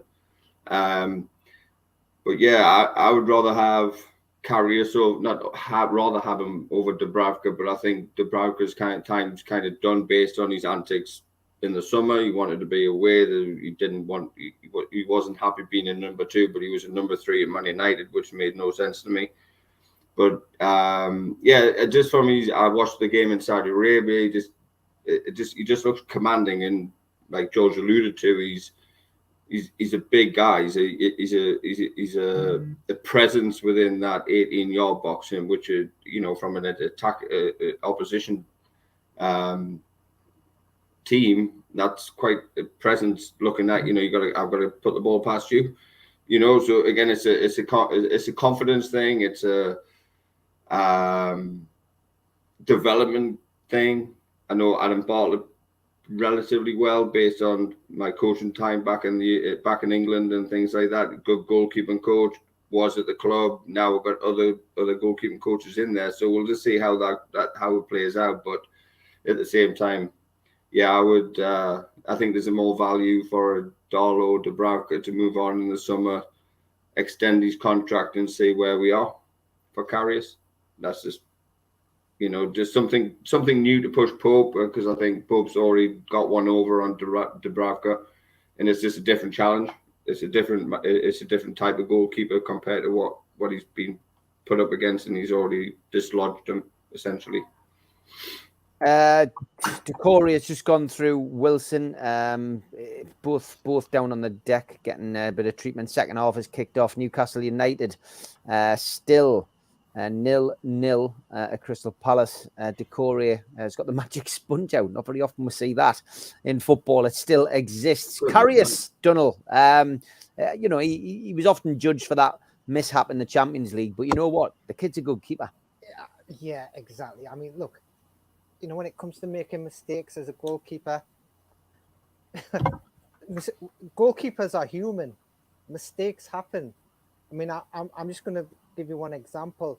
1996, Peter Schmeichel got chipped twice. First by Davor Schuker in the Euro 96, and then by our own Philly pal there. Yeah. So. And didn't he get done by Matt Letizia? Was that a year earlier? Yeah. Yes, he did. Yeah. When Southampton gave them a bit of a tongue as well. I mean, I make plenty of howlers as a keeper when I'm playing five-a-side. It happens, Yeah. But as I say, Karius is. He looks the business. He looks a unit at the back, and that's what you need in goal. Somebody who's a unit. Somebody who's frightens the opposition. There's lots of strong medical opinion that European Cup match, he was actually concussed. Yeah. He was so badly hurt, he was concussed and shouldn't have stayed on the field. But Liverpool couldn't see that, so he was left to play it out, even though he had concussion. And so that could happen to anybody, but it's particularly bad that it happened in a Champions League game. Yeah. Common sense is needed on when absolutely. Absolutely. There's forget the toughness thing. Player safety is first. End of. Yeah. 48 minutes played. Newcastle still 0-0 at Crystal Palace. Not looking under threat at all. Got to take one of these chances though when it comes. Les says, I like Karius based on the 45 minutes that I've seen. I'm glad he's got an extension, but I think it means that Dubravka will be going in the summer. Mozza says that my dad had a magic sponge when I fell over as a kid, and it really works. I used to have one. I used to have one as well. Political bias says I've got a good memory. He says, but it is a psychological thing. Mozza said it always stopped her crying, the magic sponge. But I mean, it is one of those things. Les also says it's grateful for us doing this afternoon. It's a pleasure. All of us were free to do it, and it's just nice to sometimes talk Newcastle United when you're sitting watching the game. And for me, I think Karius coming in is just again great bit of business for Newcastle. Actually pull in a player who in essence is very good. And like I mentioned, he was judged, unfairly, I think, for that one mistake that he made. And goalkeepers often are, because, that's the position they play in. They drop a clanger. That's what they're remembered for. And, strikers can have bad games, but they don't get pulled up on those games, and that's just the way it is. Looking at the Premier League table today as well, I mean, the results went, again, they went our way. I mean, Liverpool 0, Chelsea 0, Leicester managed to get a 2-2 draw against Brighton. Brighton getting a late equaliser there. It's almost like the stars are aligning this season, George. I mean, the current table reads, Newcastle now obviously in third place, that they're currently playing at the moment, on 39 points. But Spurs, who, have played level games now, are still 6 points behind. Brighton, who are sixth, and they've played 19 games, so they have got a game in hand. They're 8 points behind. We're opening up a bit of a gap, and if we can get a win today, that gap gets even bigger. I mean, it's unbelievable to think we're actually starting to create a gap at the right end of the table. It's all good, isn't it? And the other side of it for me is that I was watching a bit of Sky pre-match chat with Jeff Stelling in the panel today, and you know what it is? I love it that they don't give it a chance. They go from the top down to Manchester United and skip over the top of us. Well, it's a bit of me that's shouting at the telly, what stupid so-and-sos they are. But there's another bit of me saying, well, all right, we've already proved you to be idiots, because all of that panel that was on today all said at Christmas, they're down, no chance, goodbye Newcastle. Chris Boyd, Merson, and the other two guys, not a chance. The only one that gave it any chance was the Dawson, the ex-centre half-back. He did still say that we were the dark horses. And the other thing they talked about was Jeff Stelling said to them, do you think that Nick Pope is in the top 10 world best goalkeepers? And they all said, no, he's not even in the top 20. And yet when Jeff Stelling said to them was, Howie, then tell us who the top 10 was, they couldn't answer him. They didn't know. That a blessed clue. I thought, well, that's typical.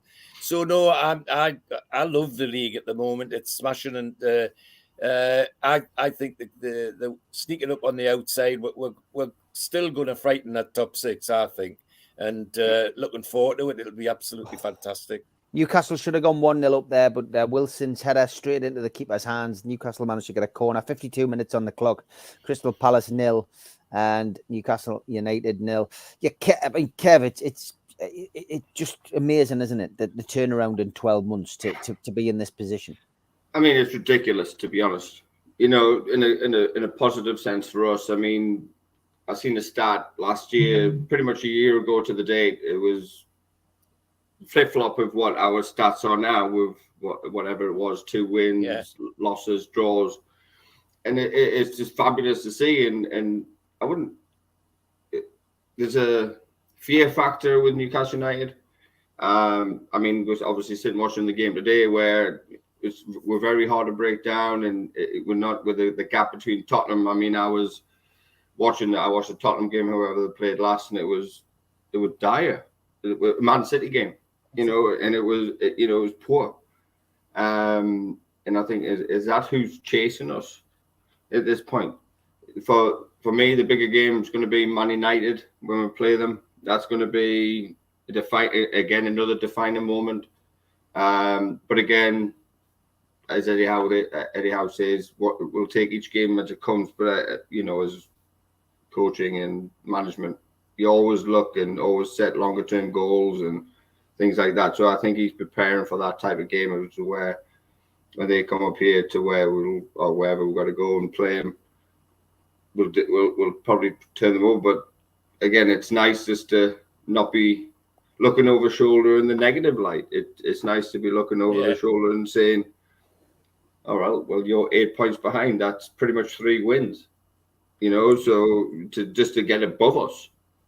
So if we continue the way we're playing at the minute, regardless of, yes, performance is great, but results matter. Points, I mean, that's a Steve Bruce comment, by the way. Points get you further up the table. I mean, but to be fair, it's true essentially. But again, he just went about it the wrong way, But at least we'll throw everything at it and just keep doing what we're doing. And I'm quite happy to strap ourselves in and go for the ride again. And that's what Donald said about the enthusiasm about younger fans coming into the state. And it's go for the ride. That's what it's all about. That's what made me fall in love with the game. And just enjoy it and fall in love with it. And this is what it's all about, regardless of, we might play poorly, yes, and this and that. But if we can grind out wins, if we can do this or play, even if it's a 0-0 draw today, the way we play, it's how you play, then you can accept that. Even if it's a 1-0 loss, I mean, you can accept if you play really, really well and they get a lucky one, you can understand that. That's football.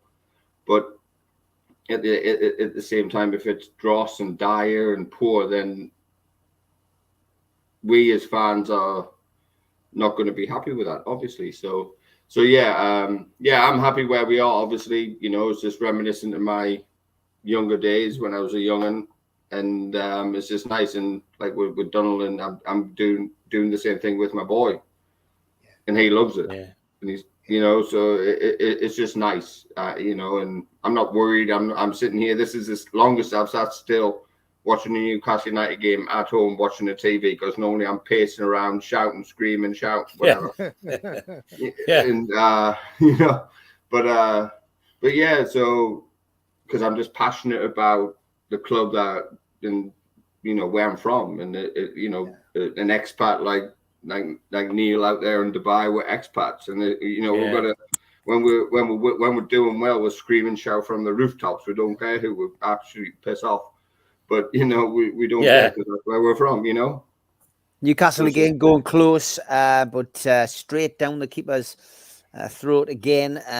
Honestly, Newcastle are so dominant in this game, and you just wonder whether this has been made for the arrival of Alexander Isak again to potentially get a winner. Are Newcastle going to become this 1-0 to Newcastle team? You just have that feeling, and it's been an entertaining game. Newcastle have certainly entertained. Trippier is going into the referee's book. He's just WWE'd Zaha onto the ground, and it was a great arms round and just took him down. His momentum did take him down as well. Trippier complaining about it, but that's a yellow card that puts Trippier on 5, which of course a couple of weeks ago we would have been gutted because it means he would have been suspended. But there's another 5 yellow cards he can pick up now before he gets that 1 match suspension. You just wanted to give him a cuddle, Steve. That's all he was wanting to do. I think that's all it was. Yeah. 100%, mate. 100%. Donald, it's amazing what a year can do, Donald, isn't it? I mean, we're now looking at the other end of the table. It was another question. One of the press asked Eddie yesterday. Were you watching the Manchester City Spurs game with a different eye now? Is it, he says the fans are certainly looking at it like that. Yeah. Are you looking and thinking, well, I hope this happens and I hope that happens? And he's going, no, of course not. He says, I'm just watching Manchester and Spurs going, what are they doing tactically? How are they setting up? How can we combat that? What can we do to stop that? What can we do to affect their style of play? He says, that's the way I do it. He says, I'm not standing there going, you know, oh yeah, I hope that happens and I hope this happens. But you know, it's amazing, isn't it, to see where we're at now. Zaha doing some history on it, by the way, on the touchline. He's not happy here. I think he's just not happy. He's twisting and whinging. The referee's pandering to him, trying to help him off the pitch. Instead, I thought he was going to help him up there, but he's actually just trying to roll him off the pitch, which is brilliant. Yeah, he'd given him a cuddle. But yeah, he's complaining and twisting on. And it's actually not because of anything Newcastle did. It was just the fact that they wasted the ball and then he's pulled up and it looks as if he could have an injury. He's holding the back of his hamstring. So maybe Zaha could go off. He's slamming his fist down on the side of the pitch. I thought it was at that. The physio's on bending his leg now. He's sick. Potentially it means that he could go off, and as they put up Palace's next 6 fixtures, they're probably now talking about the fact that they've got Man United, Brighton, Brentford, Liverpool, Aston Villa and Man City, probably saying that they're going to have to do it all without Zaha. So we'll wait and see whether he comes back on. But yeah, Dunnell, great at the moment, isn't it, to be at the right end of the table? Absolutely. You know, number one, we're at the right end of the table, and it's the right end of the table puts a smile on your face. And two, you know, that has happened through a combination. It's been a real team effort off the pitch. The coaches, the owners, the fans, and there's a togetherness in the squad. Everybody, you know, it's what I would call a musketeer mentality, one for all, all for one, you know, and that's, you know, it's been all those factors together have contributed to where we are now, as well as obviously astute purchases in last January's transfer window. So you mix all those things together, and that's the result we're seeing now is that. And it's a case of we've got the perfect platform for liftoff. So hopefully down the line, we're seeing liftoff to even greater things, you know. Yeah, the referee, and this is another referee that's just got in the way of play, much to the detriment of Newcastle because they're on the attack, which meant that the ball had to be rolled back to Newcastle.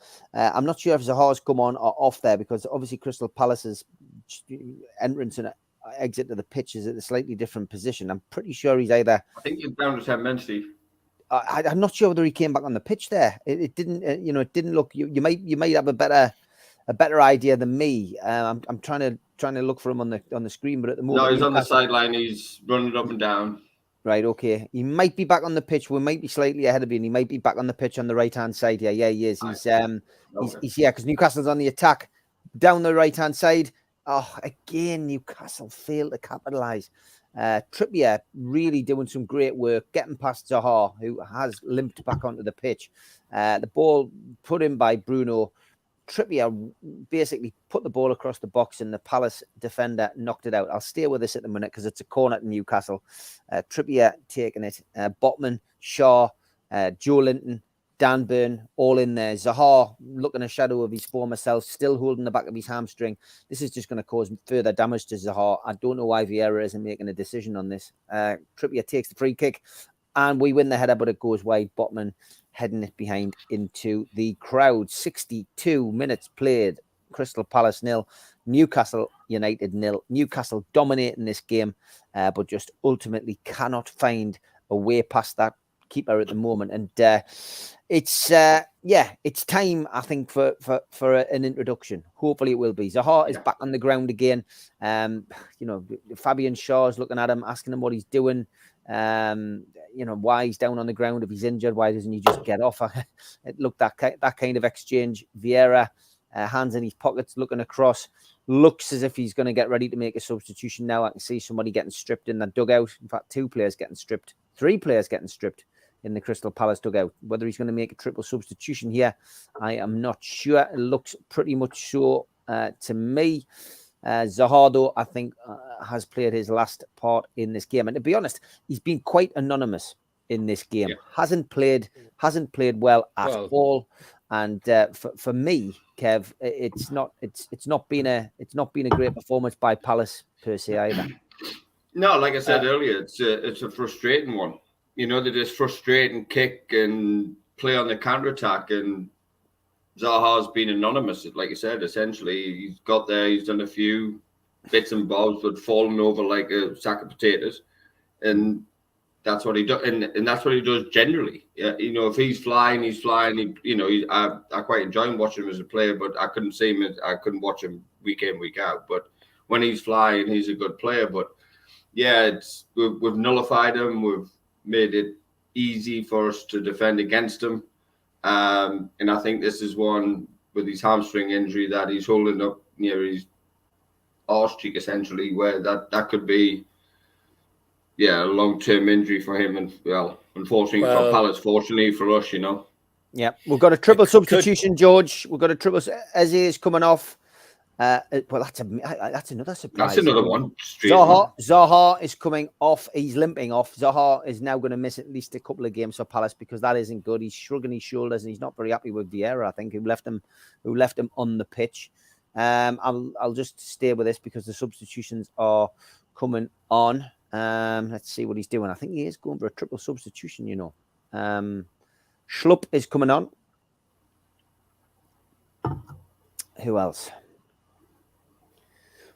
I'm not too akin with these players. I've got to be perfectly honest. So I'm waiting for the direction from Will Hughes. Will Hughes, yeah. Zaha is limping off the pitch here. So who you are? Zaha off, Mateta on, Eze off, Elise on, and Schlupp off and Hughes on. That's the way it works. Well done, Sky, for putting that up. So we'll see whether those players make any difference to Crystal Palace, who are on the attack at the moment. Trippier wins the ball, though, puts it out, and Ayew doing some more Oscar winning dives onto the floor to try and get Trippier sent off. But got to be said, the referees had a decent game so far. Time to make a substitution, George. Got to be honest, 65 minutes gone, 0-0. We're not finding a way through the players on the pitch. We need another attacking option, I think. I agree that it's exactly what I'd be doing. But the other thing I want to say is I've attempted to say it before. I think you'll miraculously find that next week Zaha will be playing. His hamstring was just a tweak. What they're really saying is he hide a towel in because he doesn't like the way the game's going, and that's what he's like. The game's not going his way, so he just hides the towel in and off he goes. Sod the other 10 on the pitch. He couldn't care less, which is one of the reasons I was glad we never tried to buy him. It irritating character, as Kev said. Fantastic to watch on his day, but when he's not on his day, he doesn't get the opportunity to watch because he just jacks it in. And I think you'll find miraculously the next game he'll be back on again because it'll go away. Miraculously go away. We do. Corner to Newcastle, by the way. Willock went down the left-hand side. The ball has been put out. I'll just give you the shout. Newcastle getting ready to bring ASM and Isak on, but they won't do it before this corner is taken. So never put them on when there's a corner. Trippier whips the corner in. Again, beats the defenders, beats the goalkeeper, falls to look like Willock at the back post, but cleared, and it is all the way back with Nick Pope after Longstaff swept up the danger. So we will wait now until the ball goes out to play. But go on, George. Sorry. I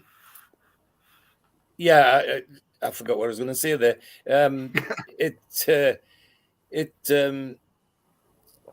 Just talking about substitution. We're just talking about substitutions and who you're going to bring on. And I mean, Newcastle are now going to bring Isak and ASM on, which is what we were talking about, and I think that's absolutely right because both have pace. If ASM's got his tricks in his locker today, then he could open the door. He could be the one that opened the door. But I think Isak could as well because it presents Palace with all sorts of problems if they're both on form today. So it's enough time for them to settle in and do some damage. So the sort of substitutions, as you heard earlier, I would have made anyway. So I'm quite happy with that. Yeah. Kev, great to see the two of them coming on. We've got a stoppage in play now, so it might happen. Who do you think's going to go off? Great question. It's either Joe Linton or Joe Willock. And I would imagine Mickey, more than likely. We'll go. It's Callum Wilson. Callum Wilson's coming off. Doesn't look happy about it. Don't think he's injured. Certainly not limping. Callum Wilson is off. for Alexander Isak, straight swap. Eddie Howe did say yesterday in his press conference that he would not be perturbed at playing him up front on his own. And Joe Willock takes a sharp intake of breath as his number comes up for ASM. Right decisions, right decisions, Kev? I don't know, mate. It's an I mean, you just don't know with Wilson's. Oh, Willock, I'm just going to interrupt you there. Willock looks very disappointed, very upset, paused, had a conversation with Eddie Howe, wasn't happy about the decision. Eddie Howe explained something. Obviously, we don't know what was said between them. It wasn't a sharp exchange, but ultimately, Willock's not happy. That's a good sign, Kev. It is. I mean, because you know he's a professional footballer. He should never want to be taken off at the end of the day. But you know, I'm watching it now. But again, it's interesting. I think he's probably believing that Joe Linton should be taken off now, sitting as a left side of the three. Or you know, well, I'm sorry, I just watched the interaction. I mean, it was, you know, he's just asking the question, isn't he? He's asking the question. What have I done wrong? What have I done wrong, Gapper? I've got to be honest, I couldn't take Joe Linton off. Joe Linton has been massive today. Crystal Palace have got big lads, as Jack Charlton would say, and he's not going to take him off. And let's face it as well, Willock isn't the fittest in the final third. Eddie Howe knows that. He does get gassed. He does run a lot. He does run a lot through the game. I've seen Willock dead on his feet in the last 15, 20 minutes of games. Yeah. I personally think that was the right decision. And I think in the cold light of day, Willock will understand that. I think Joe Linton's been man of the match today. I think he's created everything. Everything's come down his side, more or less. They started on the left-hand side. They haven't really swapped to the right. Might see a bit of a change now with Isak on. Yeah. But I think he got that decision right. And as for Callum Wilson, Kev, I don't think Callum Wilson has been the same since he came back from the World Cup. Agreed, and I think it's a funny one, you know, with the injuries that he's had. I don't know if it's a confidence thing. He hasn't scored. Nathaniel Klein's on for Joel Ward for Crystal Palace, by the way. But go on to carry on about Wilson. Yeah. So I don't know what it is. I don't know. We're trying to play the same ways. He's not getting the correct areas when we're entering into the final third. But that's my biggest thing. Yes, defensively, midfield structure, defensive structure, we're fine. It's just, again, like I've said on the fans forum, it's final third. Is he mobile enough to create those opportunities? Yes, he created the one for Isak, but that was more of a just put it across the back across the 6-yard box, and Isak was there, which was good movement from Isak. But at the same time, is he mobile enough? Can he actually do the things that Eddie Howe wants to do? I'm not sure. Based on today, he's worked hard. He's riding the line and all the rest of it. But at the same time, I don't think he can go 90 minutes. Obviously, because he's been taken off, and yes, he's going to be agitated and frustrated being taken off. You know, he's a goal scorer at the end of the day, but he hasn't, troubled Palace's back line. So we'll see. We'll see how that rides out. Are we going to bring somebody else in with a bit more pace, or we're going to bring somebody in who's similar to a Callum Wilson-like type player, but a younger version of? Do we have that in Isak? Don't think so, but you just don't know. It was not disappointing from Wilson. It was like a 6 out of 10 type of performance, but if he wants to score goals, he's got to get in the right areas. First time Nick Pope's been called into action today. Mateta got through, got the wrong side of Botman, bang, hit the ball. It was going in all day. And what a wonderful, wonderful, wonderful save by Nick Pope. Really great save. Two-handed, tipped it over the bar, corner to Palace. First time they breached the rear guard. And wonderful save that by Nick Pope. But Donald, we'll come to you, mate. What's your take? What's your thoughts on the substitution? Yeah, it's in my opinion the right substitution, because obviously there'll be one eye on Tuesday's semi-final as well. Because no doubt in Tuesday's semi-final he'll he doesn't want to be going in with injuries. He wants a fully fit squad available. So, and as you say, Ree Willock, when you saw him there speaking to Eddie Howe, he did look, he was, not struggling for breath, but he was literally blowing the old vapor from his lungs. So, yeah, a good decision by Eddie Howe and the right decision.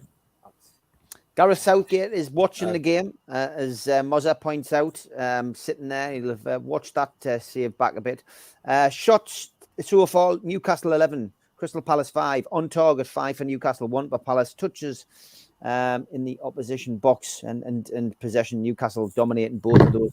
Another late foul, this time from Hughes, who came on as a sub. And he's probably beaten a record there. 3 fouls in less than 10 minutes, and he's been booked. Took Trippier down. Trippier's okay, grimacing a little bit. Yeah. He's a good actor, Trippier, isn't he? But it was a great ball in by Bruno to Trippier. Trippier went down.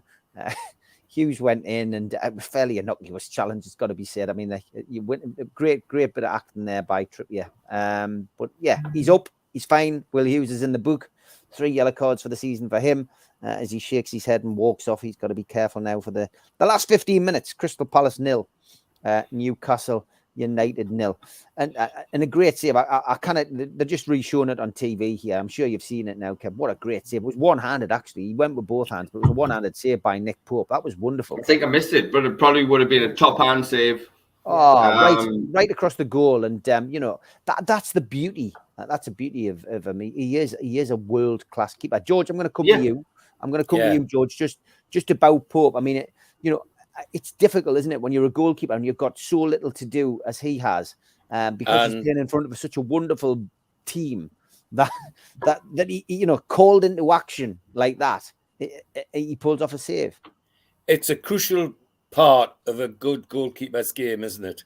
To be able to stand unoccupied for X minutes and then suddenly you're needed and you're there. And Nick Pope does that brilliantly for me, as he's demonstrated again there, just there. So, it does, to me, I thought this is a good piece of business. I liked Dubravka, but once I seen Pope playing, I thought, well, we're losing nothing here. In fact, we're gaining. And he's just got better and better and better and more confident because of the people he's playing around. That back 5 are a unit now. I mean, I laugh at the Villa fans who still persist in saying Newcastle with all their money, they've got one defender that costs more than our whole back 5 cost, and yet they're still talking about our money. It's just ridiculous. No, I think Nick Pope's making a name for himself. He already has, but I think he's cementing that position as his, and cementing the position in the view of the fans. When they had that really great Twitter campaign about Pope, and that upset me about Dubravka, because all he had to say about it was, "Well, they never did that for me when I was at Newcastle." Well, of course they didn't, because you weren't that good. Sorry. So yeah, Nick Pope. Brilliant, Steve. I couldn't be happier for him, and couldn't be happier for us as well. Yeah, Kev, I kind of praise the guy highly enough. And as I say, it's so difficult as a goalkeeper to sit and stand and do nothing. I mean, you're cold. I mean, it's, we're talking cold temperatures here at the moment as well. He's got to keep warm. He's got to keep active. He's got to keep his eye on the ball. But that was just instinct, an instinctive save. You can't teach that, Kev.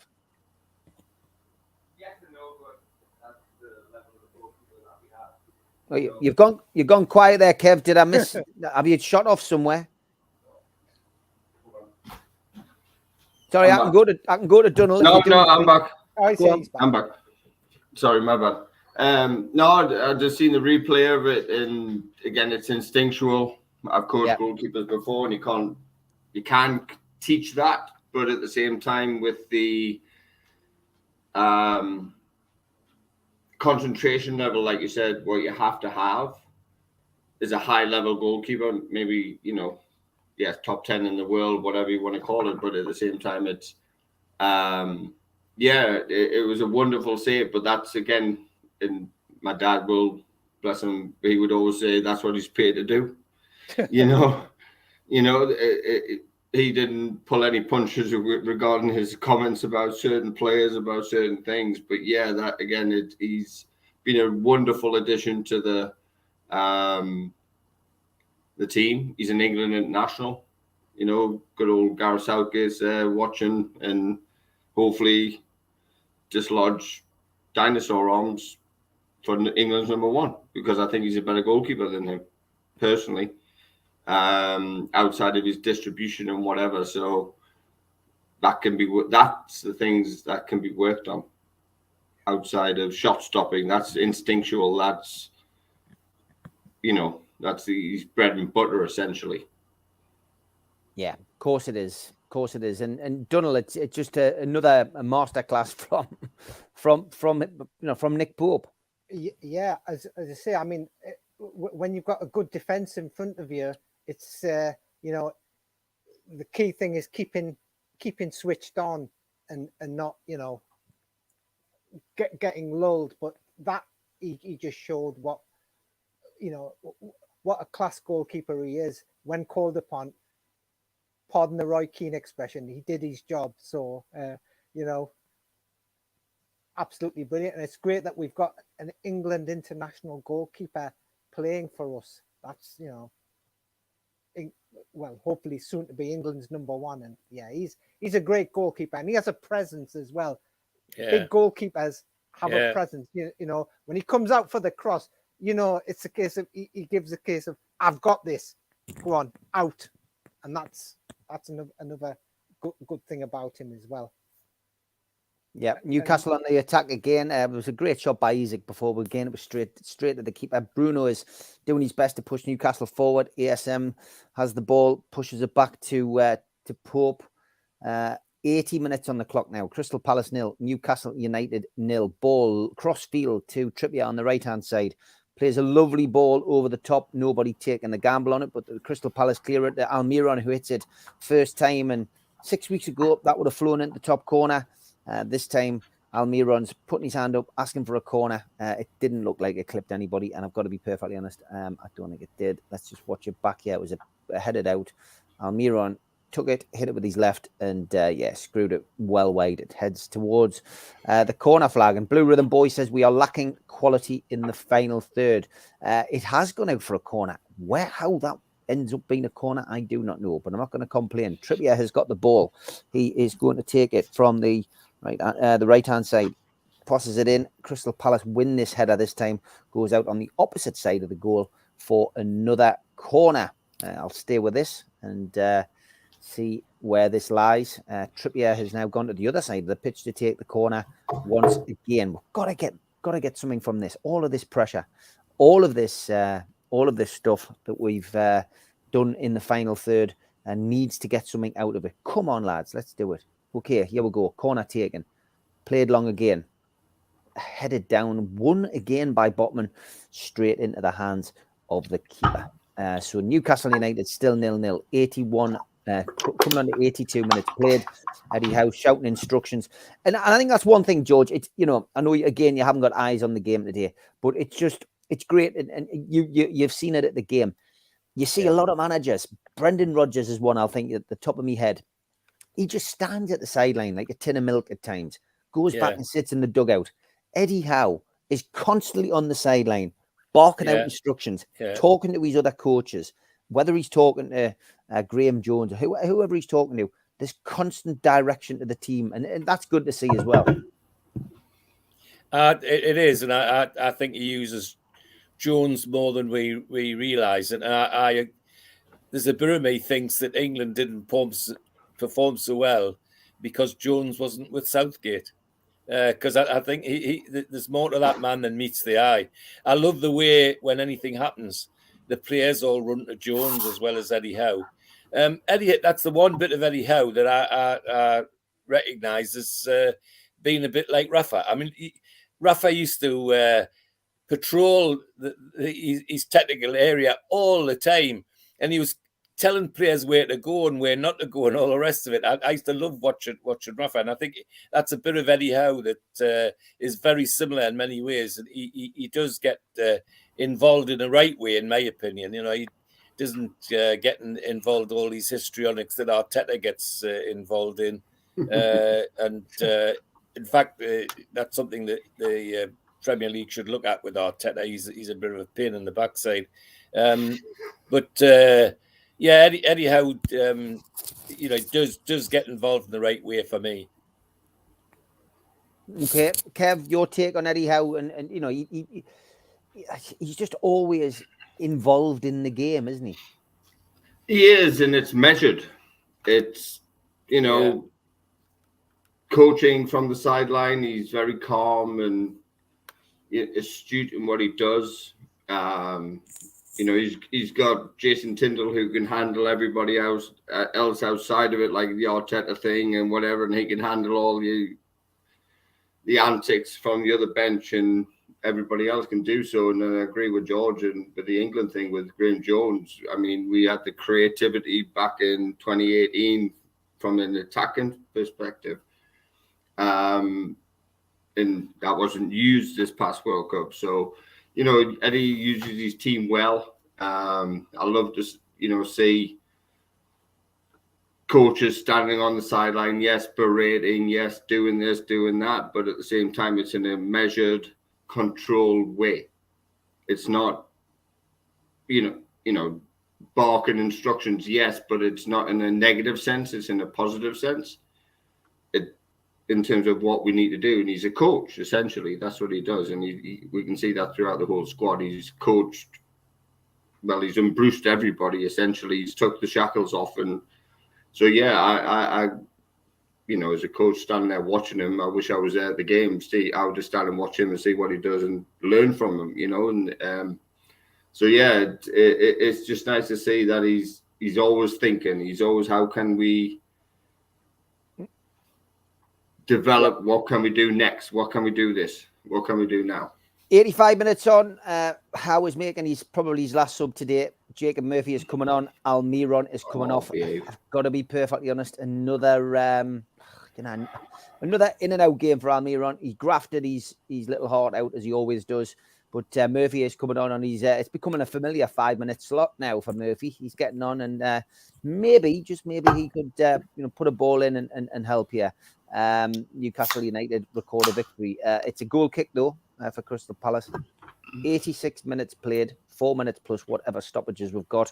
Dunnell, yeah, Eddie Howe does give you confidence. Mozza mentioned in there about Gerrard used to just sit in the dugout. It looks defeatist. It does, doesn't it? It's, you know, you know, I mean, I used to get the impression Steve Bruce was just standing with his backroom staff talking about what he was going to have on his kebab that night. But at least Eddie Howe looks as if he's given the team some direction.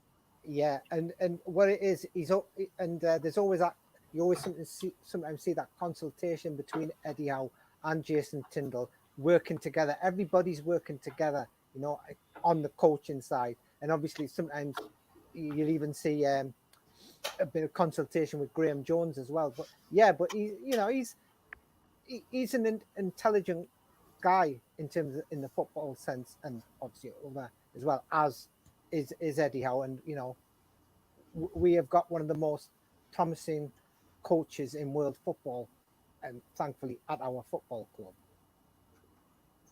Yeah, we definitely have. 87 minutes played, and Newcastle were on the attack. ASM was leading it. Just got cruelly broke down just before the halfway line. So it's another free kick to Newcastle as Crystal Palace make another substitution just to slow the game down and frustrate Newcastle even more. It says, George, we've come such a long way. We've mentioned it a few times on here. We're frustrated at getting a 0-0 at Crystal Palace. Absolutely. You know, this really is a good result, George. You know, it'd be great to get 3 points down here. Don't get us wrong. But 0-0 at Palace is a good result. A trip to London was clickbait for the papers, wasn't it? Newcastle going to London again and losing again and again and again. It doesn't happen now. We frustrated Arsenal. We got a point where nobody else has got a point. We stopped them scoring when nobody else has stopped them scoring. We're rattled Fulham. Yes, it ended up with 10 men. Doesn't matter. We did the job, and same with other. We went to Brentford and we weren't supposed to be going to do anything then. We did. It is good. It is a refreshing change to be the ones on the front foot, as you've used the phrase, Steve, and long may it continue, because it is enjoyable. It makes good news for the supporters. There's no Corner doubt to about Newcastle. Maximin again was just really unlucky there. The corner's whipped in. Murphy certainly changed the game for the better since he came on, a little bit more direct again and putting a great ball in. Crystal Palace managed to get the ball out for Hughes kicks the ball out for a throw in, and Crystal Palace now finally getting a chance to make that other substitution. Let's just stick with this to see who's coming on. Vieira giving instructions to one of his players. 89 minutes played. Newcastle United. Sorry, my missus is giving me. She's ahead of me on my TV, and you're ahead of me. So I'm hearing her giving. Yeah, she's watching it upstairs as well. So it's like, sorry. It's amazing. Well, that's it. This is what happens, unfortunately, when we do these watch-alongs. Hey, this is what happens when you live 5,000-6,000 miles away. But it is what it is. That's good. So, all right, well, here we go. Here's the substitution. It is Ozo who has come on. And Edouard, who has gone off, and we are 30 seconds away from finding out how much. That's interesting that the two of their substitutes, Klein and Ozo, are runners. They're fast guys, and I think that's a direct response to what we've done. Yeah, Newcastle again putting the ball in. Longstaff creeping down the left, hits the ball in, evades everybody in the middle, comes out towards. Jacob Murphy, who was arriving at the back post, and the ball has gone out for another goal kick as the clock hits 90 minutes, and we have. Come on, Hublot, give us the extra time. We still don't know how much extra time we've got. It's usually up on the side. There we go. 4 minutes. 4 minutes added time, and it seems as if we've gone. It seems like we've gone from this ludicrous amount of time given in the World Cup. 10 minutes, 12 minutes, 14 minutes. We're making 4 and 5 substitutions, and which should be 30 seconds per substitution. Each one, each one. We had a major injury to and somebody lying on the ground for. I just don't understand this. It really just doesn't make sense, does it? The amount of injury time we've got, but it is what it is. We've got that now, so we're just gonna have to crack on with it and just hope Newcastle can find a way. The Crystal Palace fans finally finding their voice. It has all been Newcastle United supporters by all accounts. Reading the chat, Mozza keeps saying Newcastle. It's all you can hear. Crystal Palace floated free kick in, and Newcastle clear the lines. Crystal Palace again trying to put the pressure on, but ball falls to St. Maximin, who it has to be said has since he came on has certainly put himself about. Has certainly been defending. Which is good to see. And Newcastle United still 0-0. 91 and a half minutes played, 2.5 minutes left in the game. Oh, we're going to have a winner in this. And to be fair, Newcastle should have been miles ahead in this game. Out of sight. Yeah. If Newcastle United don't get a point out of this game at the very least, then that will be disappointing. We'll be sitting talking about something completely different for the rest of the week. But look, a 0-0 draw down at Southampton isn't a bad result. Ball kicked out, 2 minutes to go. Southampton fans getting very aerated, thinking they've got some chance here. So let's hope Newcastle can maintain their defensive. Try Crystal Palace, Steve. Crystal Palace. Sorry, I wasn't going to say anything. Yeah. I thought I'm on the right stream here. Too busy watching the game and not concentrating. Yeah. Ball into this. I might as well say Spurs now. Arsenal clear the lines. It's only Chelsea and Brentford to Manchester. That's it. I crammed them in as well. Joking aside, 92.5 minutes. Vieira folding his arms. Palace fans singing, waving flags. Got a bloody. They've actually got a tattoo in there. They won the cup.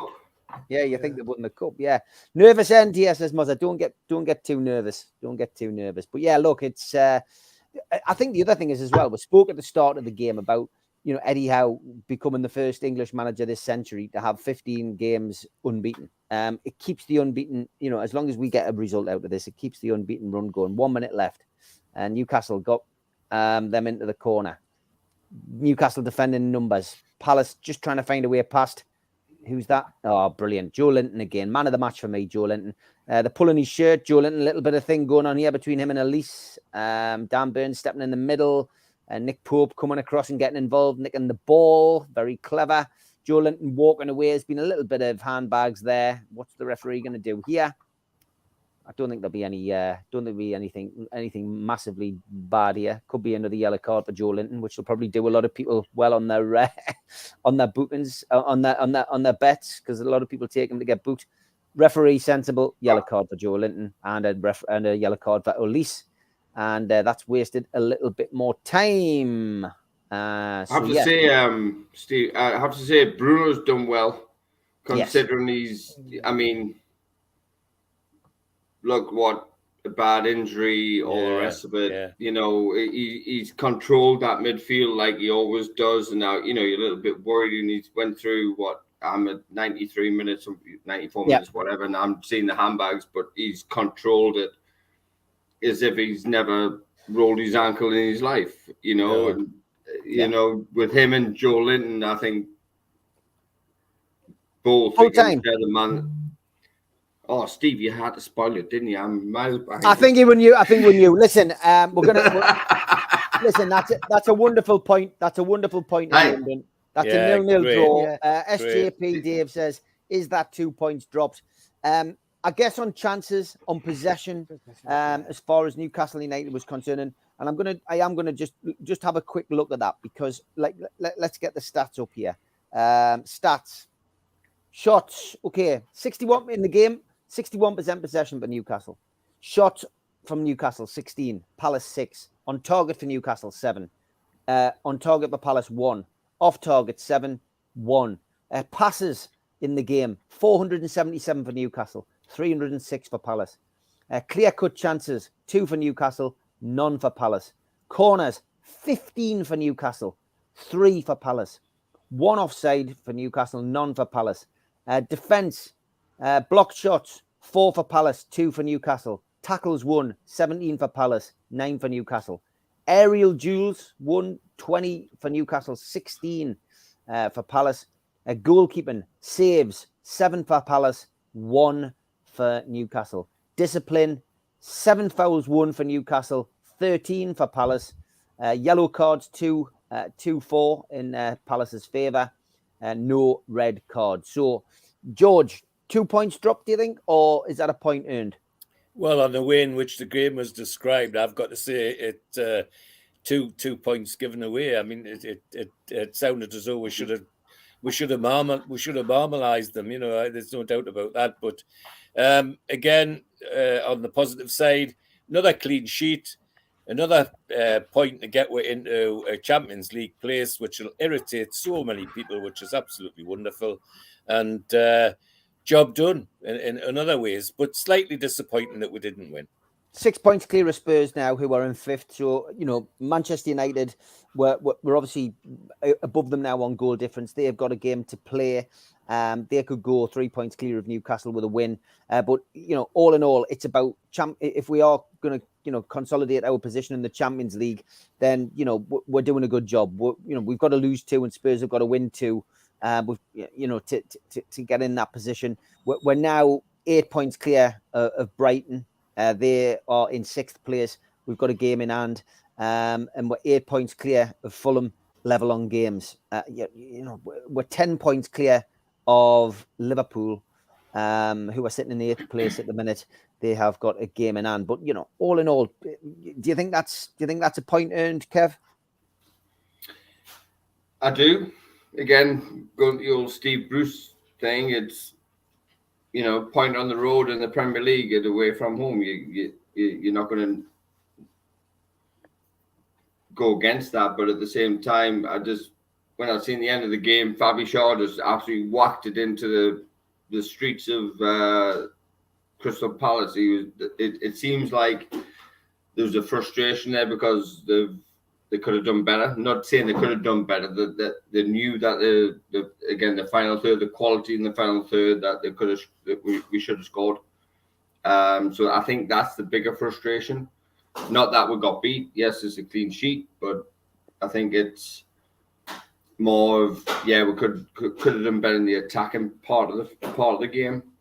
Yeah. But at the same time, a point's a point. Look, I'm just reading the stat. We've got 6 clean sheets on a bounce. When we've said that, it's been a while. I mean, and we're in third. Hopefully Arsenal do us a favour. They'll stretch their lead and beat Man United tomorrow. So look, we're sitting third. I'll be shouting for Arsenal tomorrow morning. You know what I mean, over here. So it's a great point to make that that the game tomorrow is against Arsenal. Yeah. Yeah. So it's almost an upwards. Again, we haven't got beat. So we'll just keep moving forward. Yes, it's a difficult place to go, like I said earlier, and we'll come away with a point. And so, let's move on. Let's get to Tuesday, and let's go to Southampton. Like George said, I think he said what in the Migos or back end of last week. Get a win, get 0-0, get a 1-1, bring them back to St James's Park and turn them over. I think we could turn Southampton over on Tuesday night. Yeah, I agree. I agree. You know what I mean? So again, it's not the end of the world. I'm not worried about it. We'll just move on. It is what it is. It's Premier League football. We all know it's Premier League football. That these games happen. Yeah. And you look. Like I said, we said earlier in terms of a year ago to the day, pretty much give or take where we were sitting. Now we're sitting third. We'll just keep calm and carry on. And just look to the next game. Trust Eddie Howe and what he sees. Yes, maybe not the result that we want, but at the same time, it's not a lot. We didn't get beat, which is a positive. Mm-hmm. So we'll just move on. It's fine. I think listening to the stats that I was reading out myself there was that and I've said this for a few weeks now. We need to really find a different way, shape, or form of making corners work. We went through a phase of getting the ball too close to the keeper. But we don't seem to be able to capitalize on the height in our team. We've got some great height in the team, and we're just not capitalizing on it. You've got Botman, you've got Byrne in particular, you've got Joe Linton. No one's really making a late run. The expression I used to use as a football manager is, we're all standing like tins of milk. No one is making that late run into the box and getting in, because the one thing a defender hates is somebody over 6 foot tall running in at them at speed, getting the momentum and reaching that ball. And there's nothing you can do. And if you're jumping, the defender's never going to beat you. I think we just need that a little bit more attention to detail on corners. Donald, last word to you, really, mate. Just feeling about that game. I've seen somebody in the chat there, political bias, I think it was, saying that feels like a defeat, but it feels like a loss. There he is saying that. Yeah, I hope you feel better, mate. By the way, but I don't think it feels like. I don't feel disappointed. If that had been at home and that had been 0-0 at home, I agree 100%. I would have been absolutely gutted. I would have been disappointed, and that's how I felt when we played Palace in the league last time. But away from home, we've done it. 3 hard games against Palace. We beat them in the cup, which was important. We haven't lost against them this season. They'll be happy because they're sitting in 12th place. They took 2 points off Newcastle. But you know what? I'm happy with that today. Yeah, absolutely. I mean, as I say, a tinge of disappointment in the fact that we didn't make our chances count. And the stats you just read out there, the 15 corners. Yeah, again, we didn't really... We should be looking to be more effective from our corners. In the sense that when you're looking at those corners in the game, a lot of them were easy meat for the keeper, what we need to also think about is getting somebody running in from the edge of the box, a la Carlos Puyol style, making that late run from the edge of the box to, and I haven't really seen much of that either. And also mixing it up with short corners as well, throwing in some short ones in there to, to cause a different sort of problem. Because when it's just being whipped in, then you're sussed. But if you, look to play it short, then that way you create a different sort of panic in the. You change the angle of balls going in as well if you do that. It's absolutely. Steve, a point towards Europe. It's a point towards Europe. Go on, George. I was just going to say, I mean, as I said earlier, London used to be our graveyard. It was going to London was no hope. Not anymore. In fact, it doesn't matter where we go. It's not a no hope. Eddie Howe's got another record, by the way. That's another win, another clean sheet, and another not loss. So he's now got 15 without a loss. I mean, there's lots of positives in it. Loads of positives. Just to finish off for me, I enjoy coming on this one because I hear Kev talking about his little lad, and if you don't mind me saying so, it so reminds me about me and our Neil when he was a tot, because he used to go and stay with his grandma and granddad at the weekend. My dad, who was football daft, and when he used to do that, he used to come home and Marjorie used to say to me, "Poor soul, I think your dad keeps our Neil up too late because he's knackered when he comes home from your dad's." So I said to my dad once, I said, "Hey, are you keeping our Neil up late?" No, George, he goes to bed at the right time. And then the next weekend, we were out at a dance and he stayed with his mum and dad, but Marjorie wanted him to come home. So we collected him late on and he put him in the back of the car in his carry cot. Now, when we got home, I just put him on the couch in his carry cot till I got the fire sorted and Marjorie got the bed sorted and his bed sorted. And while I did that, I put the telly on. And it was late because guess what came on? And then this little body sat up in the carry cot and went, "Goal!" Good start. Fantastic stuff. On that, I think we'll leave it on that note. I just want to thank George. Thanks, Donald. Thanks, Kevin, thanks for giving up your time. Because and thanks to Les in particular and Bozza who asked for this during the week. Would be doing one. I don't often get a chance to do one because I'm usually at the game myself. Didn't travel down. Love hearing George talking about his family, says Les. So there we go. Absolutely brilliant. Great chat. Thanks to everybody in the moderation and the moderators. Thanks to everybody in the chat. I will be back tomorrow with Stu and with Mitch for the professionals. Going to set it for tea time. I think we said 4. It might have been 6, but keep an eye out. The show will be up tomorrow night. Take care, lads. Good night, lads. Thank you, lads. Have a great one. Thank you. Thank you.